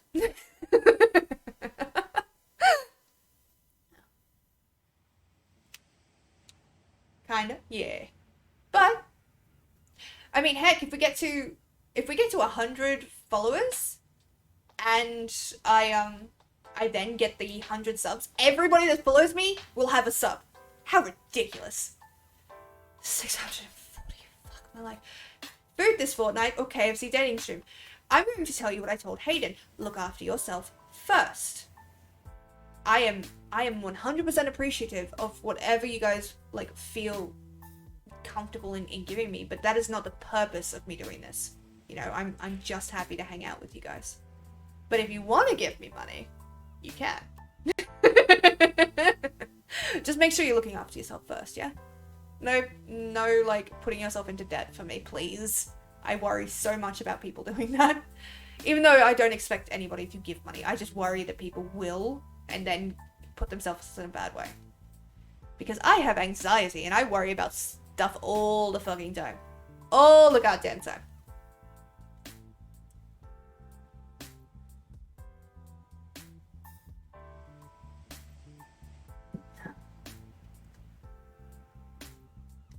Yeah. I love how other streamers like 25 or 50 subs and I'll do this cool thing. You're like, go big or take a nap, boys. Yeah, no, I might reduce it if that is such, honestly, because the first time I did it, like the first time I was talking about it, I wasn't really interested in doing the KFC dating stream, but the response to it has been good, so I'm not morally opposed to it. So I might lower that. Maybe keep 100. Keep it at 100 for Skull to join us, and maybe get it to like 50 to 75 subs. And I'll do a KFC dating stream. What do you guys think? Food this fortnight, or help Mally see Sparrow talk about finger-licking good chicken. If we all pitch in, we can have food and KFC stream. I'm not gonna stop you. Like, you guys know I'm broke as shit, so do as you will, as long as you look after yourselves first, you know? That is my goal. Please look after yourselves first, but if you would like to donate or gift subs or any of that, please do feel free to do so. I can't do all too much because I budget for subs every month, but I'll help. Thank you, Mally. Again, that's absolutely no pressure from me. You know, I just enjoy your company, and I enjoy having you guys around. So please don't feel like this is a requirement for you to be here, you know? Speaking of goals for the stream, are there games that you guys would like to see me play? Or things that you would like to see me do in Final Fantasy? Because now that, so on Final Fantasy, I'm the leader of the FC in 7, but my alt is currently the leader because I needed her to, because she had all the guild, so I brought her over when the Materia servers opened. But I recently bought her a skip to the same point that I'm in on my main, so I would be able to do a raid or two here or there. If that was something you guys would be interested in seeing, I would still have to unlock them in the game, but I would have the option to do so now. So we can make that a community goal, which you would not have to contribute money for. It can be a points goal, which I will set up. Would that be something you guys are interested in? Oh, it very much is a requirement. Own a house. The millennial dream. But yes, that is what I'm trying for. Jesus Christ. Everything's so expensive and it's so hard. I want to do like roulettes and everything on R Lesser, which is my alt in 7. But there are two things that I have not done in Stormblood that have been unlocked on her, and I don't want to risk getting those two things because I'm so goddamn close to Shadowbringers on my main. And I'm like, no, I don't want to be spoiled, but for fuck's sake, I want money. We're going to need money, and lots of it. Honestly, that just pops into my brain all the goddamn time. Might make that actually a sound alert. That would be good. We're going to need money, and lots of it. I fucking love Tatara. Do the thing, Julie. Just never trust a scion with your money. Yeah. Spendy buggers, aren't they?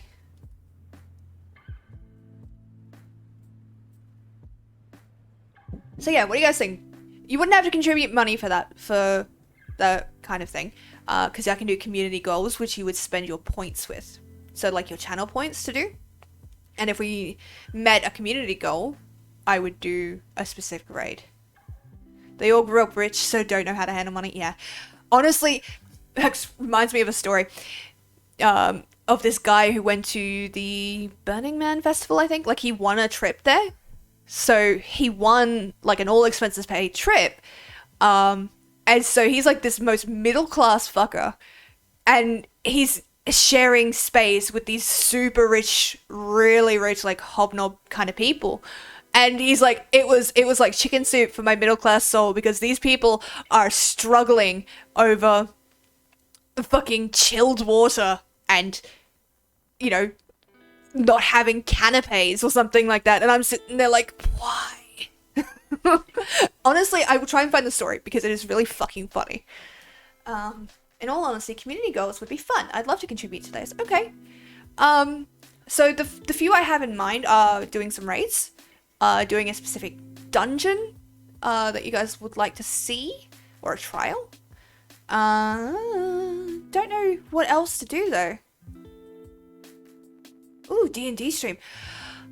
That's a little tougher to do as a community goal, if only because I would then have to find 4 people willing to be on stream with me to do D&D.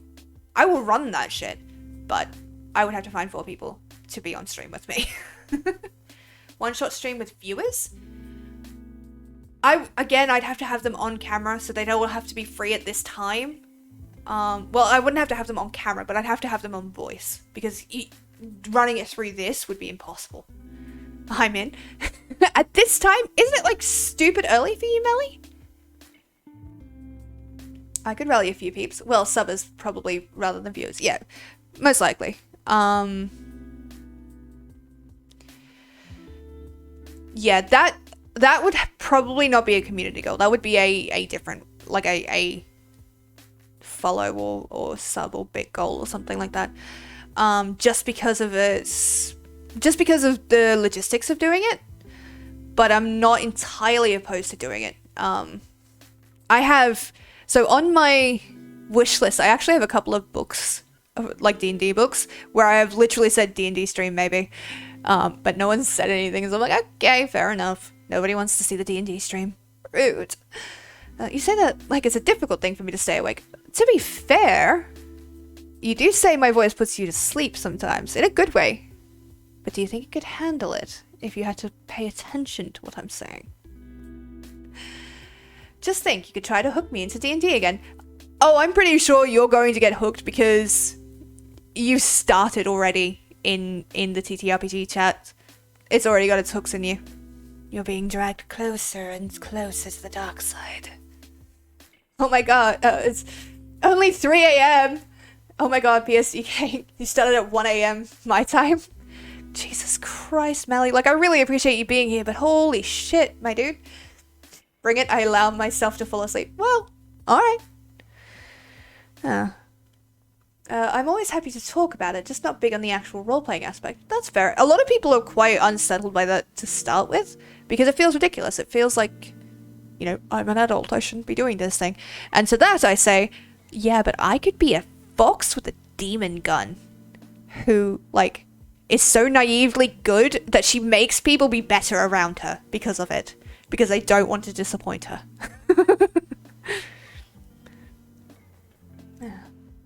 Yep, Hayden is in PSD. Well, I don't know their exact time, but it is very late for them. Yeah, it's also 3 a.m. here. Yeah. Which is also amazing to me that you get up so fucking early for the D&D games on Sundays. Because that is 3 p.m. my time. And that has got to be so fucking early for you. We've talked about this before, haven't we? I think you guys might have mentioned it, but... 10 p.m. Right. It's not that early. Not that late, then. 10 p.m. is fine. But I do appreciate that you do come along, even though it is late. It's currently 8 p.m. for us. You're up too late. Nah, man. Look, I don't sleep as much as I should. And it is something I'm working on. Oh, Jesus. But I don't get a lot of sleep, so time zones are weird. Oh, right, I remember. How have you been feeling after that? Are you doing okay? It's funny because I've met Australians in Looking for Group who struggle to find other games with other Australians, and I'm just like, hi, how you doing? Yeah, it's just because it's really hard to get the right time. Because basically, if you want to play a D&D game with anyone outside of Australia, it's going to be fucking early or fucking late. And there's nothing you can do about it.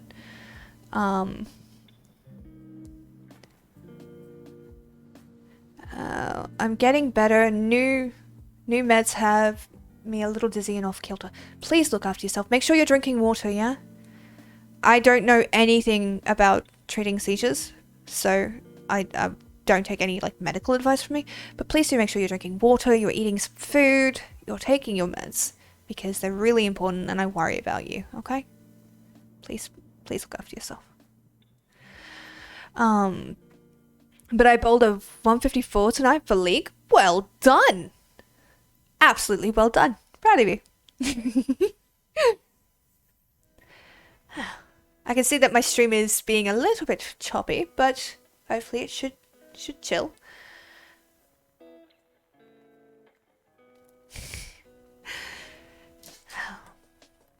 I've been talking for 2 hours straight, which is something that I do normally, but I usually have a bit more of a break.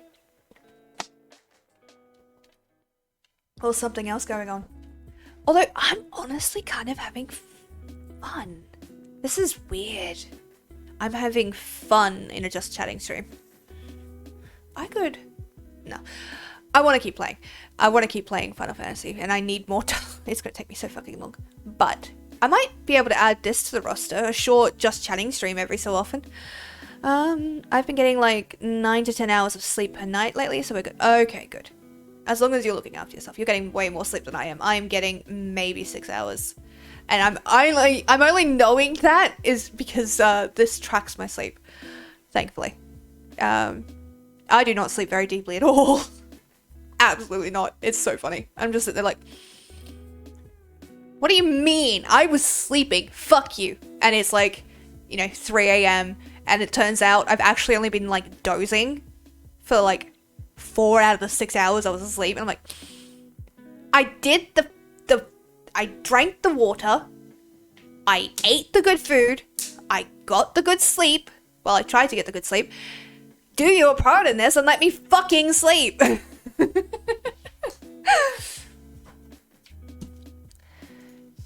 I actually learned something today that I do not know if it is actually true.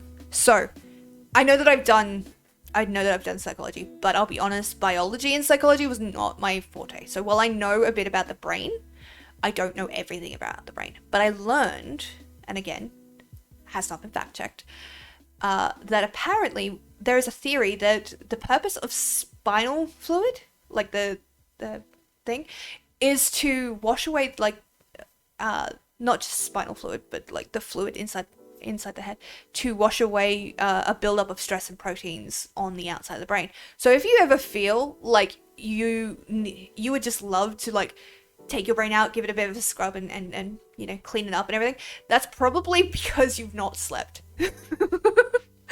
Because that's apparently what happens when you sleep is, it's like a cleaning system and it goes... Again, I don't know if that's actually the case, but I think it'd be really fucking cool if it was. I get up at 6 a.m. most days. I didn't get to sleep after midnight the last 2 nights. 5 hours a night is not enough. No, it isn't. My sympathies. Is there a reason that you can't sleep? Or is it just one of those kind of things? Oh, we've been eating healthier and stressing a lot less too. I'm so glad. I'm really glad. We used to sleep for about 3 to 4 hours a night, so I figure that, yeah, sleep.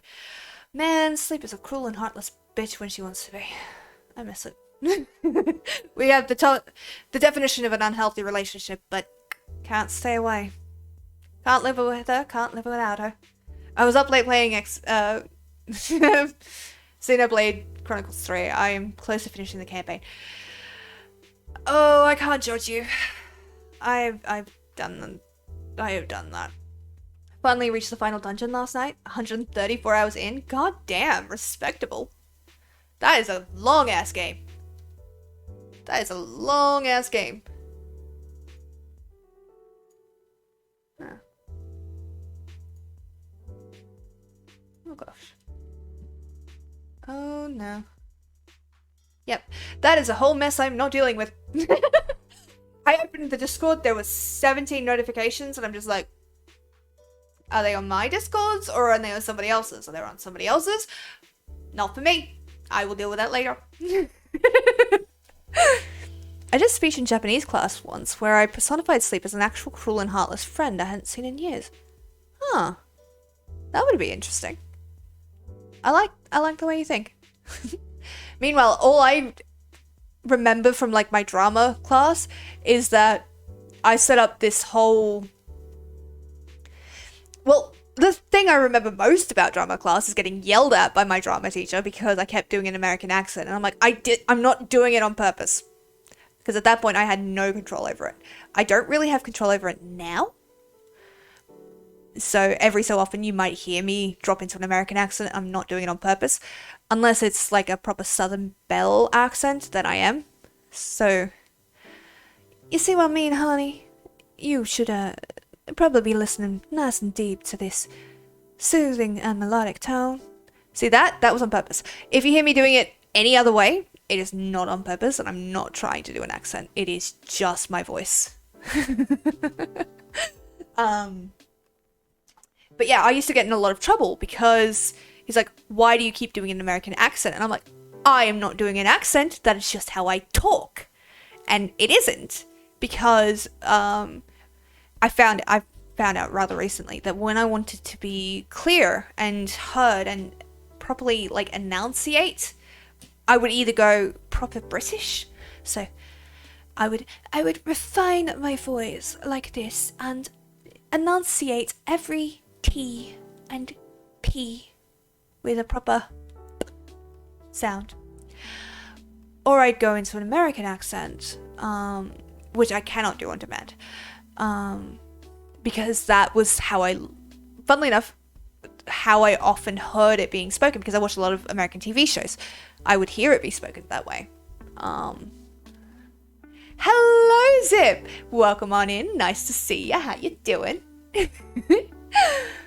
Welcome to my Just Chatting stream. It was supposed to be a game stream, but as soon as I tried to run Final Fantasy Online, it tanked my internet. So we've just got this. We've just got me. I hope you're not disappointed. I'm doing good now. I'm glad to hear that. Ah, yes, testing out the hug command. How was work? Was it a busy day today? Did you, I had so much... I had so much to do today. I think I made the printer mad. Just saying. I don't know what happened, but it refuses to print for me now.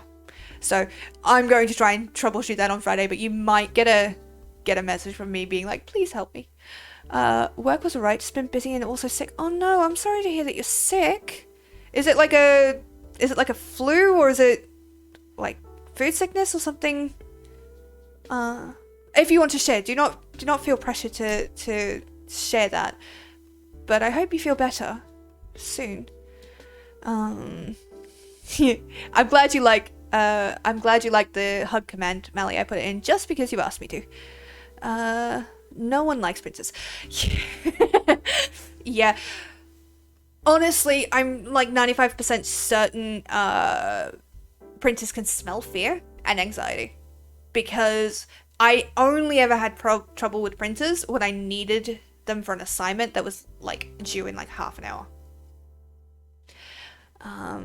No one likes printers. Oh, well, you can call me anytime. It would be my pleasure to help me. Oh, thank you. IT people like them even less. They are the devil's machine. Chest infection. Oh, I'm sorry. Those fucking suck. You got your meds and everything for that? You're gonna be alright? Like, it... Because I've heard, and two, I've seen it with a couple other people. Chest infections can become pneumonia really fucking quick, so you're being really careful, right? Oh my god, I forgot everything I learned over the last few weeks in training, lol. Panic. I'm not panicking. Panicking a little bit.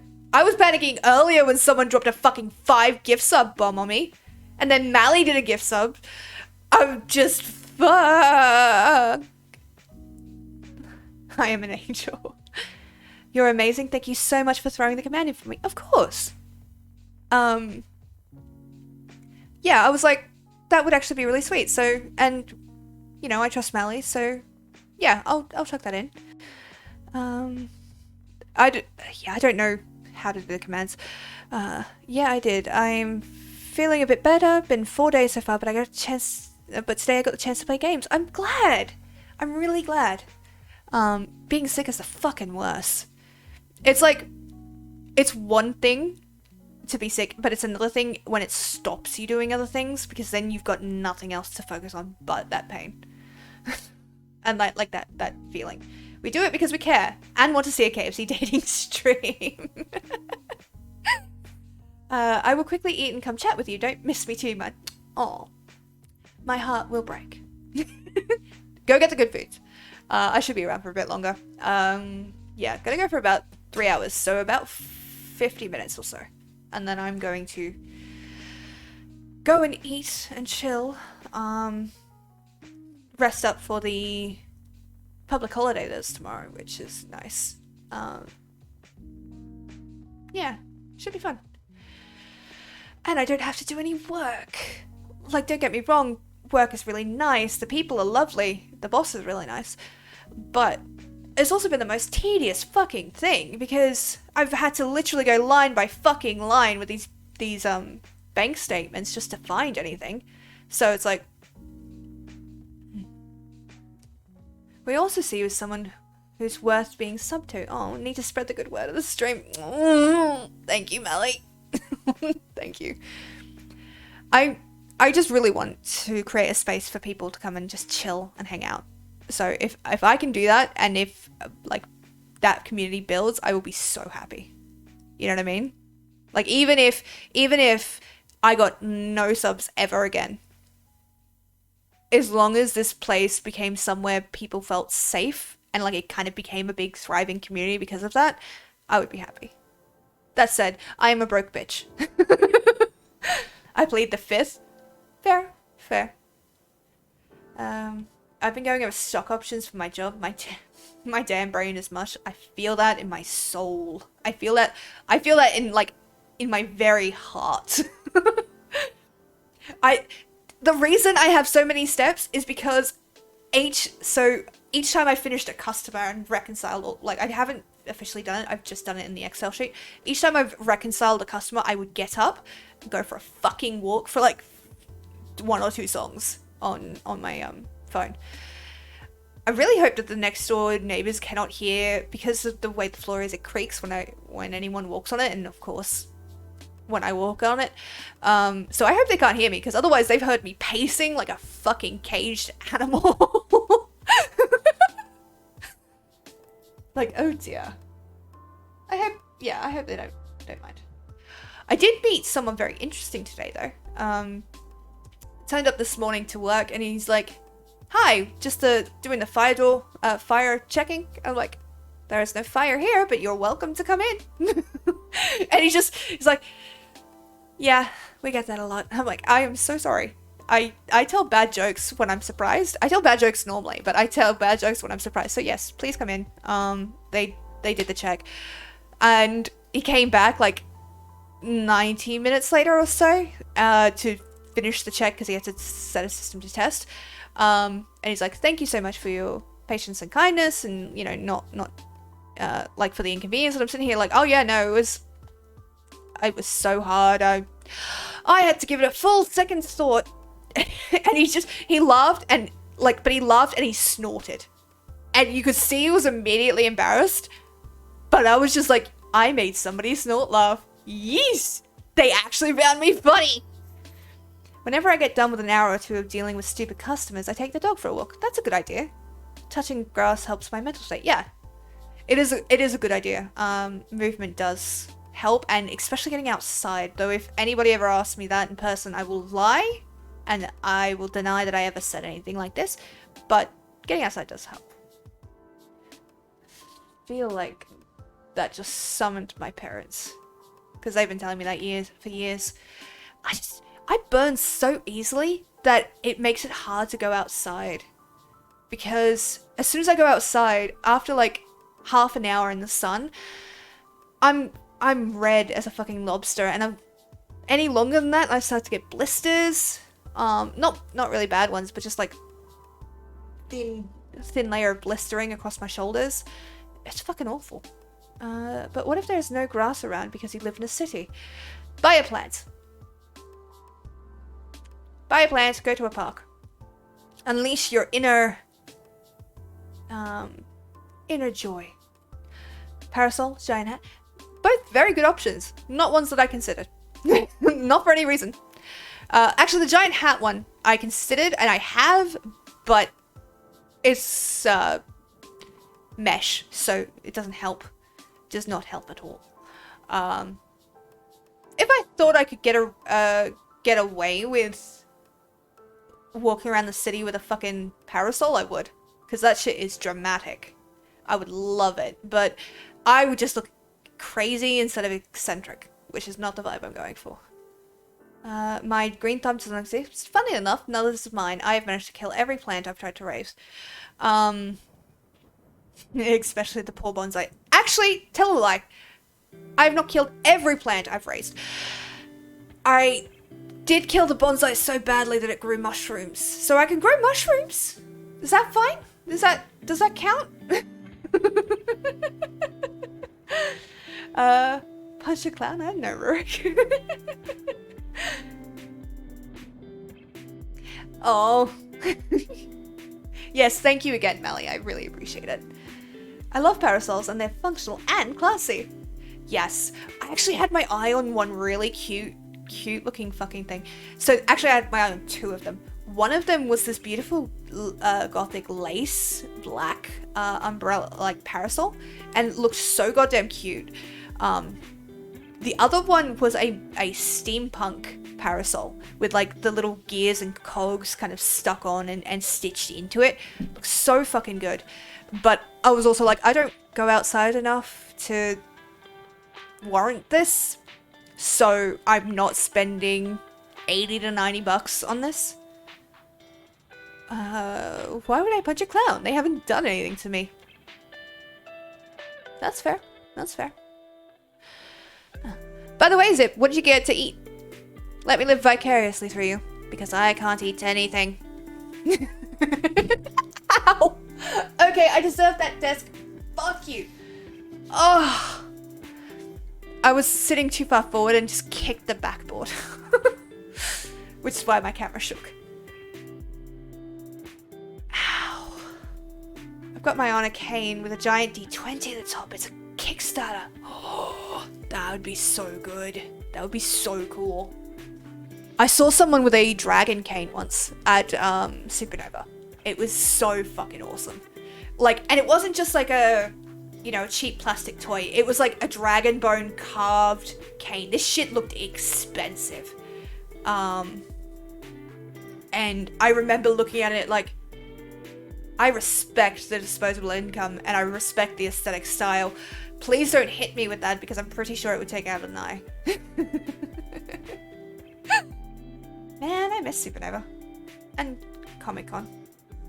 I've got to, eventually I want to go to the San Diego Comic-Con at some point. That would be so cool. I've never left the country though. I would like to. I just never have. At first it was because I had uni and, you know, I was so dedicated to that, and then it was because I was sick. There was no possible way I would survive a trip.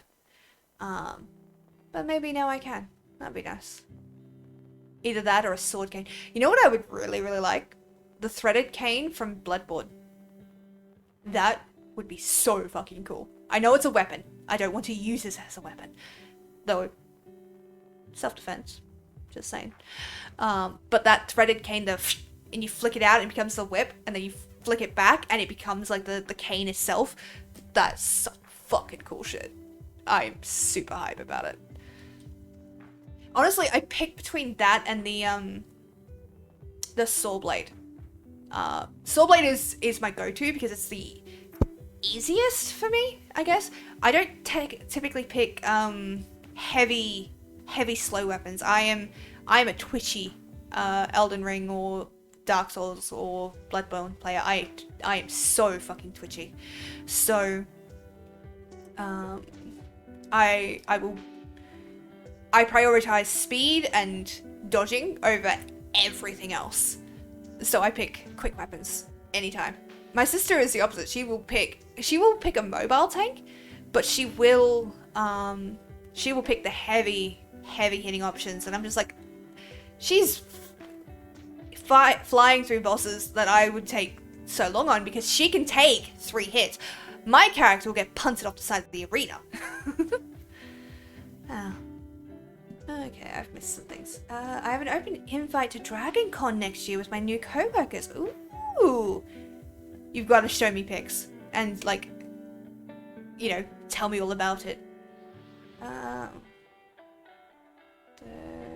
Don't hurt people just because you can, Mally. That's what video games are for. Very true. It's a giant nerd convention. Lots of fandom represented there. Okay. Yeah. Dragon Con is another one of the ones I really wanted to check out. Again, I've never been able to leave Australia. Not because of any legal things. I've just not had the chance. But yeah, it'd be really nice. It's so weird to think this is actually something I can do. Like, that I can work towards. Because, again, as I was saying earlier in the stream, for 6 years, all of those options had been taken from me. All of them. So, to have them back now, even with the pain that is still happening, it's enough to almost make a girl cry. Dragon Con is the first week of September. Oh! I did not know that. I have not looked up when it was, so thank you for letting me know. Yeah. It's weird. It's weird to think that there is purpose now. When before it was just surviving. Labor Day weekend? Oh, okay. That makes sense. Lets most people kind of attend it.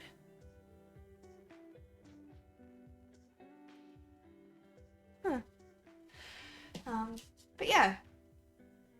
It has been a good 7 weeks. And I hope to continue the trend. I hope to continue pushing and finding my feet and finally being an adult.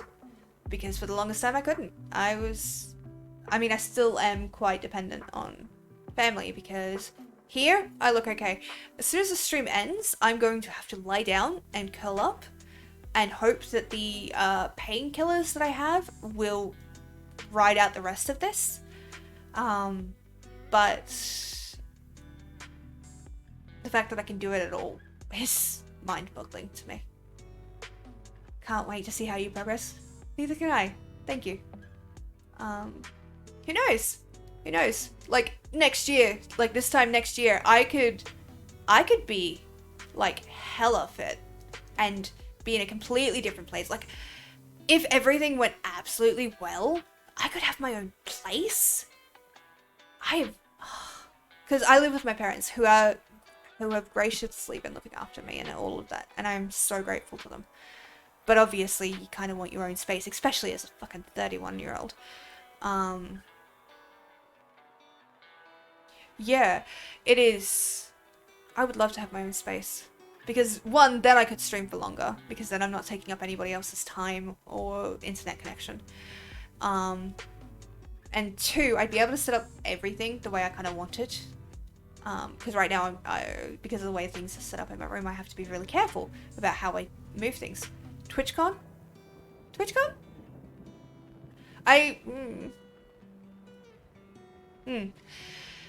That would be another one to go to. That would be another one to go to, definitely. Ew. I'm kind of digging this fucking, chill stream stuff, though. Gonna add that to the home dash. Yeah. I think, like, it's a good background music. Like, I'm liking this. Things are going well. Oh. Pardon me. Oh.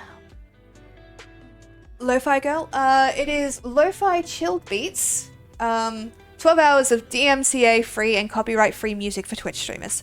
I will put the link into chat. Oh, not into chat. Into yeah, I'll put it into my Discord for you.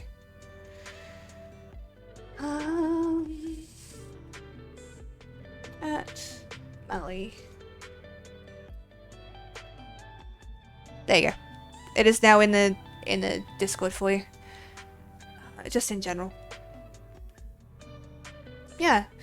I've got it playing through my desktop audio because I actually have what I have it set up as now is Final Fantasy is on its own audio track to try and so I can mess with that volume specifically through without having to fuck around too much with my headphones. But yeah.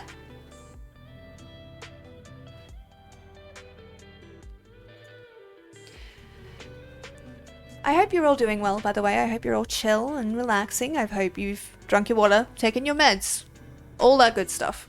Because it is important and I care about you. I'm gonna need you to teach me how to do that someday. Gladly. It is an extension. But, I will one, I will find the video for you, and two, I will, walk you through how I set it up. You're just gonna have to remind me, man. Like, I've been so busy. Because it's a major gripe of mine with OBS that it's difficult to split PC sound sources. Yeah. So I have Discord, now I have Discord and Final Fantasy on 2 separate things. I also have desktop audio. So whatever is playing on my desktop, you can hear it. I can just mute that individually. Yeah. I can show you that. Definitely. Nice and simple. But yeah, so what I would like to do is one, figure out where the fuck my alerts are not playing in my headphones. Because if I select control audio via OBS, you guys can hear them. If I don't select that, it is played through my headphones. And I don't know why. When you start streaming, I'll be there, Rook. Hell yeah. I won't be able to be as good as you have been about this, and I 100% appreciate you. And I would 100% do this back. I do not have any free time at this point. So I will make an effort to be at your streams, but I can't guarantee I'm going to be able to do what you're doing. And I would love to. I don't want to be that person that promises what they can't deliver. You know what I mean? But 100%, and you better tell me when you start streaming so I can, shout you out in my Discord every now and then. And so I can host you and everything like that.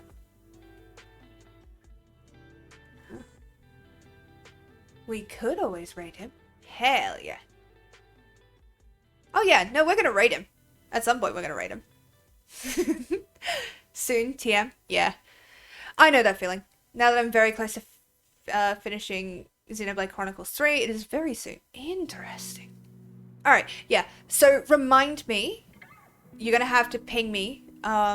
So I can send you that link, because I will forget. I will 100% forget, because my brain is like candy floss at the moment. There is only so much that can fit in at the moment, and that is not actionable in the next 20 minutes, so it's gonna go. So please don't take it as if I'm ignoring you. I have just literally spaced, and you know me, that happens more often than not. Less so now that I have started to recover, but definitely as I've gone. Over the 6 years, I was in such a brain fog, it was impossible to think. I see how it is, ignoring me as usual. Oh, that sounds sad. Did I make you upset? Obviously, I'm not ignoring you. See, even Mally is on my side. I'm not saying it, dude. Fuck off. You got it once. If you want to hear it again, you can pay the money for it. Probably should put that up onto Instagram too. Future me. Mally, how could you? Because Mally is awesome. And Mally likes me better than you. I'm kidding. Realize that could sound serious. I'm just being a bitch. Don't mind me. You ever have those moments where you say something, you're like, people can hear me. I should clarify.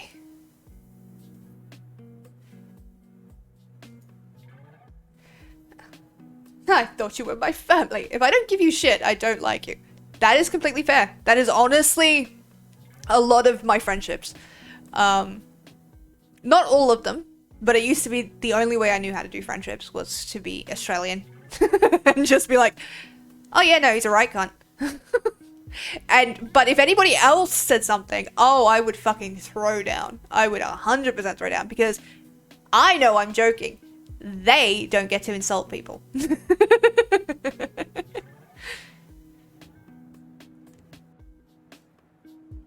Also, I need you to know that you got flagged for that you shit, I don't like you, because it's bullying. And I understand, but just remind me to add that back in as a thing. Auto mod is good, but it's also a little bit, yeah, sometimes. Here and there. On and off.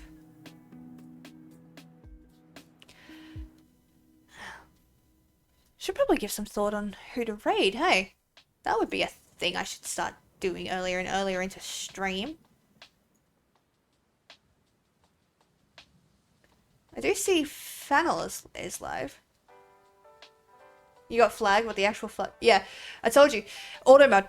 I cleared it, you're fine. But because it took those words, and those words have been used to bully somebody else, it flags them so that I can review them. You're fine, you did not get punished. I'm just letting you know that's what happened.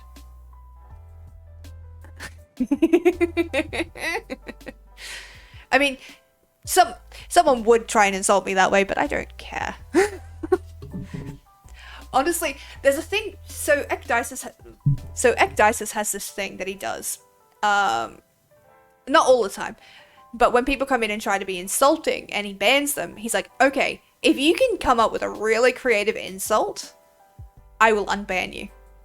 And he'll wait and let them come up with one into the unban request. And I'm sitting here like, one, I would do that if my DMs weren't such a shit show. Two, I think it'd be really fucking funny. Because if you can come up with a really fucking funny insult, I can put that on like Twitter or Instagram, and that is content.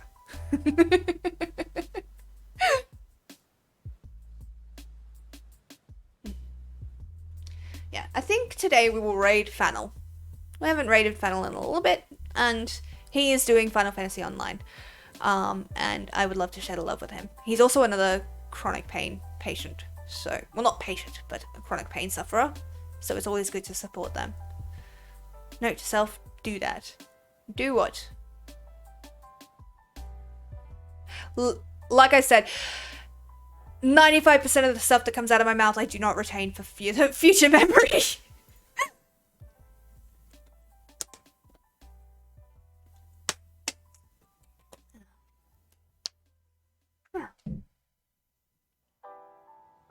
Yeah.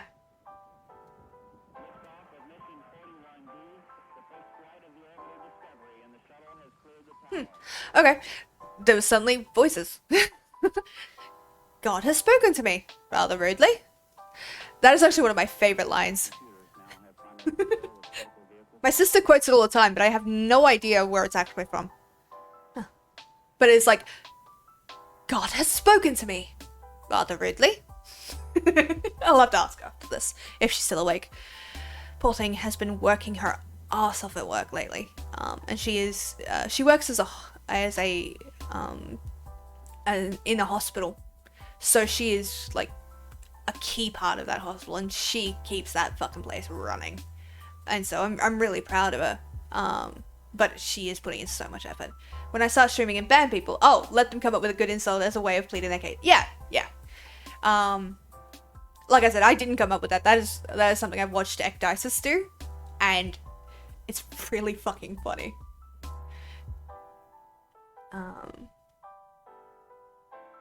Good golly. Could you imagine if I ever had like 900 to 1,000 people watching me do this? I don't know how many people I have now, but I'm like 95% sure it is not 900. Actually, you know what? I'm going to push that up to 99.999% sure it is not 1,000 people watching me. Also, Melly, when you start streaming, you need to let me know so I can support you. I mean it. 90 people currently watching. No, seriously? Fuck off. No, there's no way 90 people are watching me. Are you kidding me?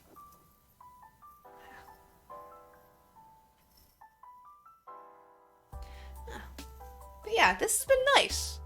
I can do shorter streams like this if this is what. So I could do shorter streams doing just chatting and still do the Final Fantasy streams. This will not be for a while. But as I kind of get more time with everything, there's an avenue I can kind of explore. If you guys are interested in that kind of thing. I don't know if this has been particularly interesting for you. I've had fun, which is part of the important thing anyway.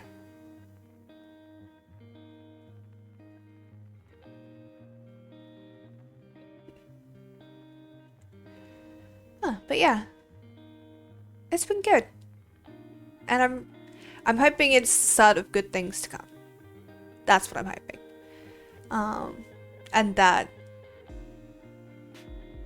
I'll get to do some really stupid shit one day and not have to be afraid about it. That's the goal. Actually, the goal is ultimate goal. Like if I could achieve anything, one, it would be famous author, hands down, famous author. I would love to be as big as J.K. Rowling. Possibly not as transphobic. Actually, definitely not as transphobic, because Jesus Christ. But I would love to be as popular as, like, I would love to have a book of mine be as popular as Harry Potter is. But if money was no object, I would 100% do what, like, Mr. Beast does and just give away money and give away everything to help people. You know, that would be my goal. So if it ever gets to the point where I'm making ridiculous bank off of Twitch, to the point where not only can I sustain myself in, like, luxury, I still have excess over that, then that shit is going to charitable efforts. Like, obviously family, but charitable efforts first. You know? Hogwarts Legacy actually looks really cool, but I don't want to support her. Yeah, I'm having the same problem. Like, it looks like it'd be a really good game, but I also don't like the idea of giving money to someone that is that radicalized and who is using her platform in such a bad way. She tries to be at the wall, and it sucks because I adored the Harry Potter series. Absolutely adored it. And so what you could do is you could buy the game secondhand, pre-owned. As long as you do not buy it from like a direct retailer kind of thing, what you would be doing is paying money to them, not to her. But that would require somebody else to buy the game first. She would not then receive a cut of those sales. But yeah, it's something that is difficult because you don't... That woman... I loved Harry Potter. Fucking loved that story. And I also find it very funny that whenever you ask somebody, hey, who's your favorite Harry Potter character? Their answer is never Harry. One, because the boy is thick as bricks. Two, there are a lot of really good characters in that. For me, personally, it's a toss-up between Hermione and Professor McGonagall. But, yeah. It's... Those stories did so much for me and taught me, and opened up a lot of, fascinations for me. So to see her using her platform in such a horrific way and, you know, saying all the shit that she does that I can't support, it sucks. So, yeah, I will not be buying the game in any way that would support her. I would 100% do it secondhand so that she gets no cut of it and I'd still get to play. But as long as I knew that she would not get a cut of it, because she doesn't deserve it. She built this legacy and then fucked it right at the end. That guy's an inspiration. Mr. Beast, not Rowling. Yeah, 100%. I gotta make that kind of bang so I can do that kind of stuff. Fuck Harry, I'll take the sorting hat over him. Honestly, Harry's not so bad. He's oblivious and annoying sometimes, but he's not too bad. He's not my favorite character. Honestly, I cannot stand Ron Weasley. Cannot stand him. I can stand him as a friend, kind of, but he pisses me off. I am still salty about the, how everyone, like, who ended it up with everyone. You know what I mean? I'm still salty about that. I still don't think it's a good idea. And it makes me so fucking angry. The fanfiction is amazing. Oh, fanfiction is amazing. Fucking hell. I have read some fanfiction of Harry Potter that is longer than the books and so much better. So much better. Especially in the ways that they deal with some of the topics. My immortal best fanfic. No. I hope whoever wrote it, though, is doing well. I mean, they made an indelible mark upon fanfiction history. So I hope that they're doing well.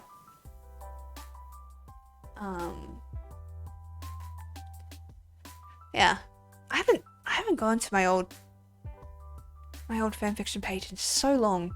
I used to write a lot of it, especially when I was in university. I used to fucking write so much fanfiction. 100% that was what I did.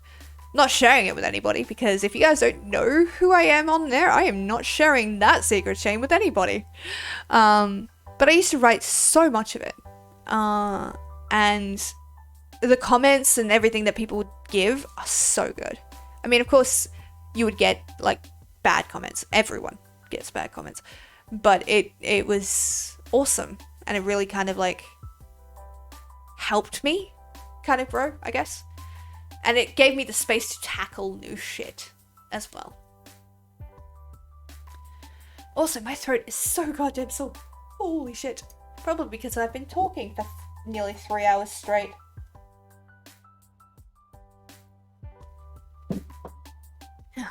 Alright. Yeah. Let's go ahead and raid Fennel, because I'm tired. And I could push, but you guys are gonna see that I'm exhausted.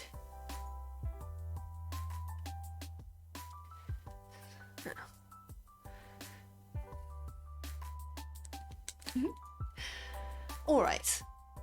I'm sorry, Zip, if you get back and I've left. I'm just really sore and really tired, so I need to go lie down.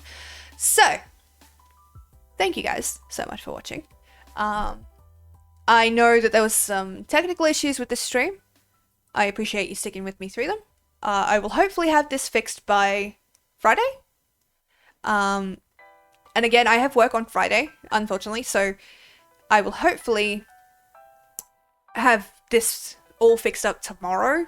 Otherwise, I'm going to have a very panicked fucking start to stream. You deserve the rest. Thank you. So do you. You need the good snoozles. But yeah. Thank you guys so much for hanging out with me. If you have not yet joined the Discord, do feel free to do so. What else? If you're interested, if you've got any suggestions for me to put stuff onto my throne wish list, please tell me. Because I don't know what the fuck to put on there. Haven't got a fucking clue. So let me queue up this raid.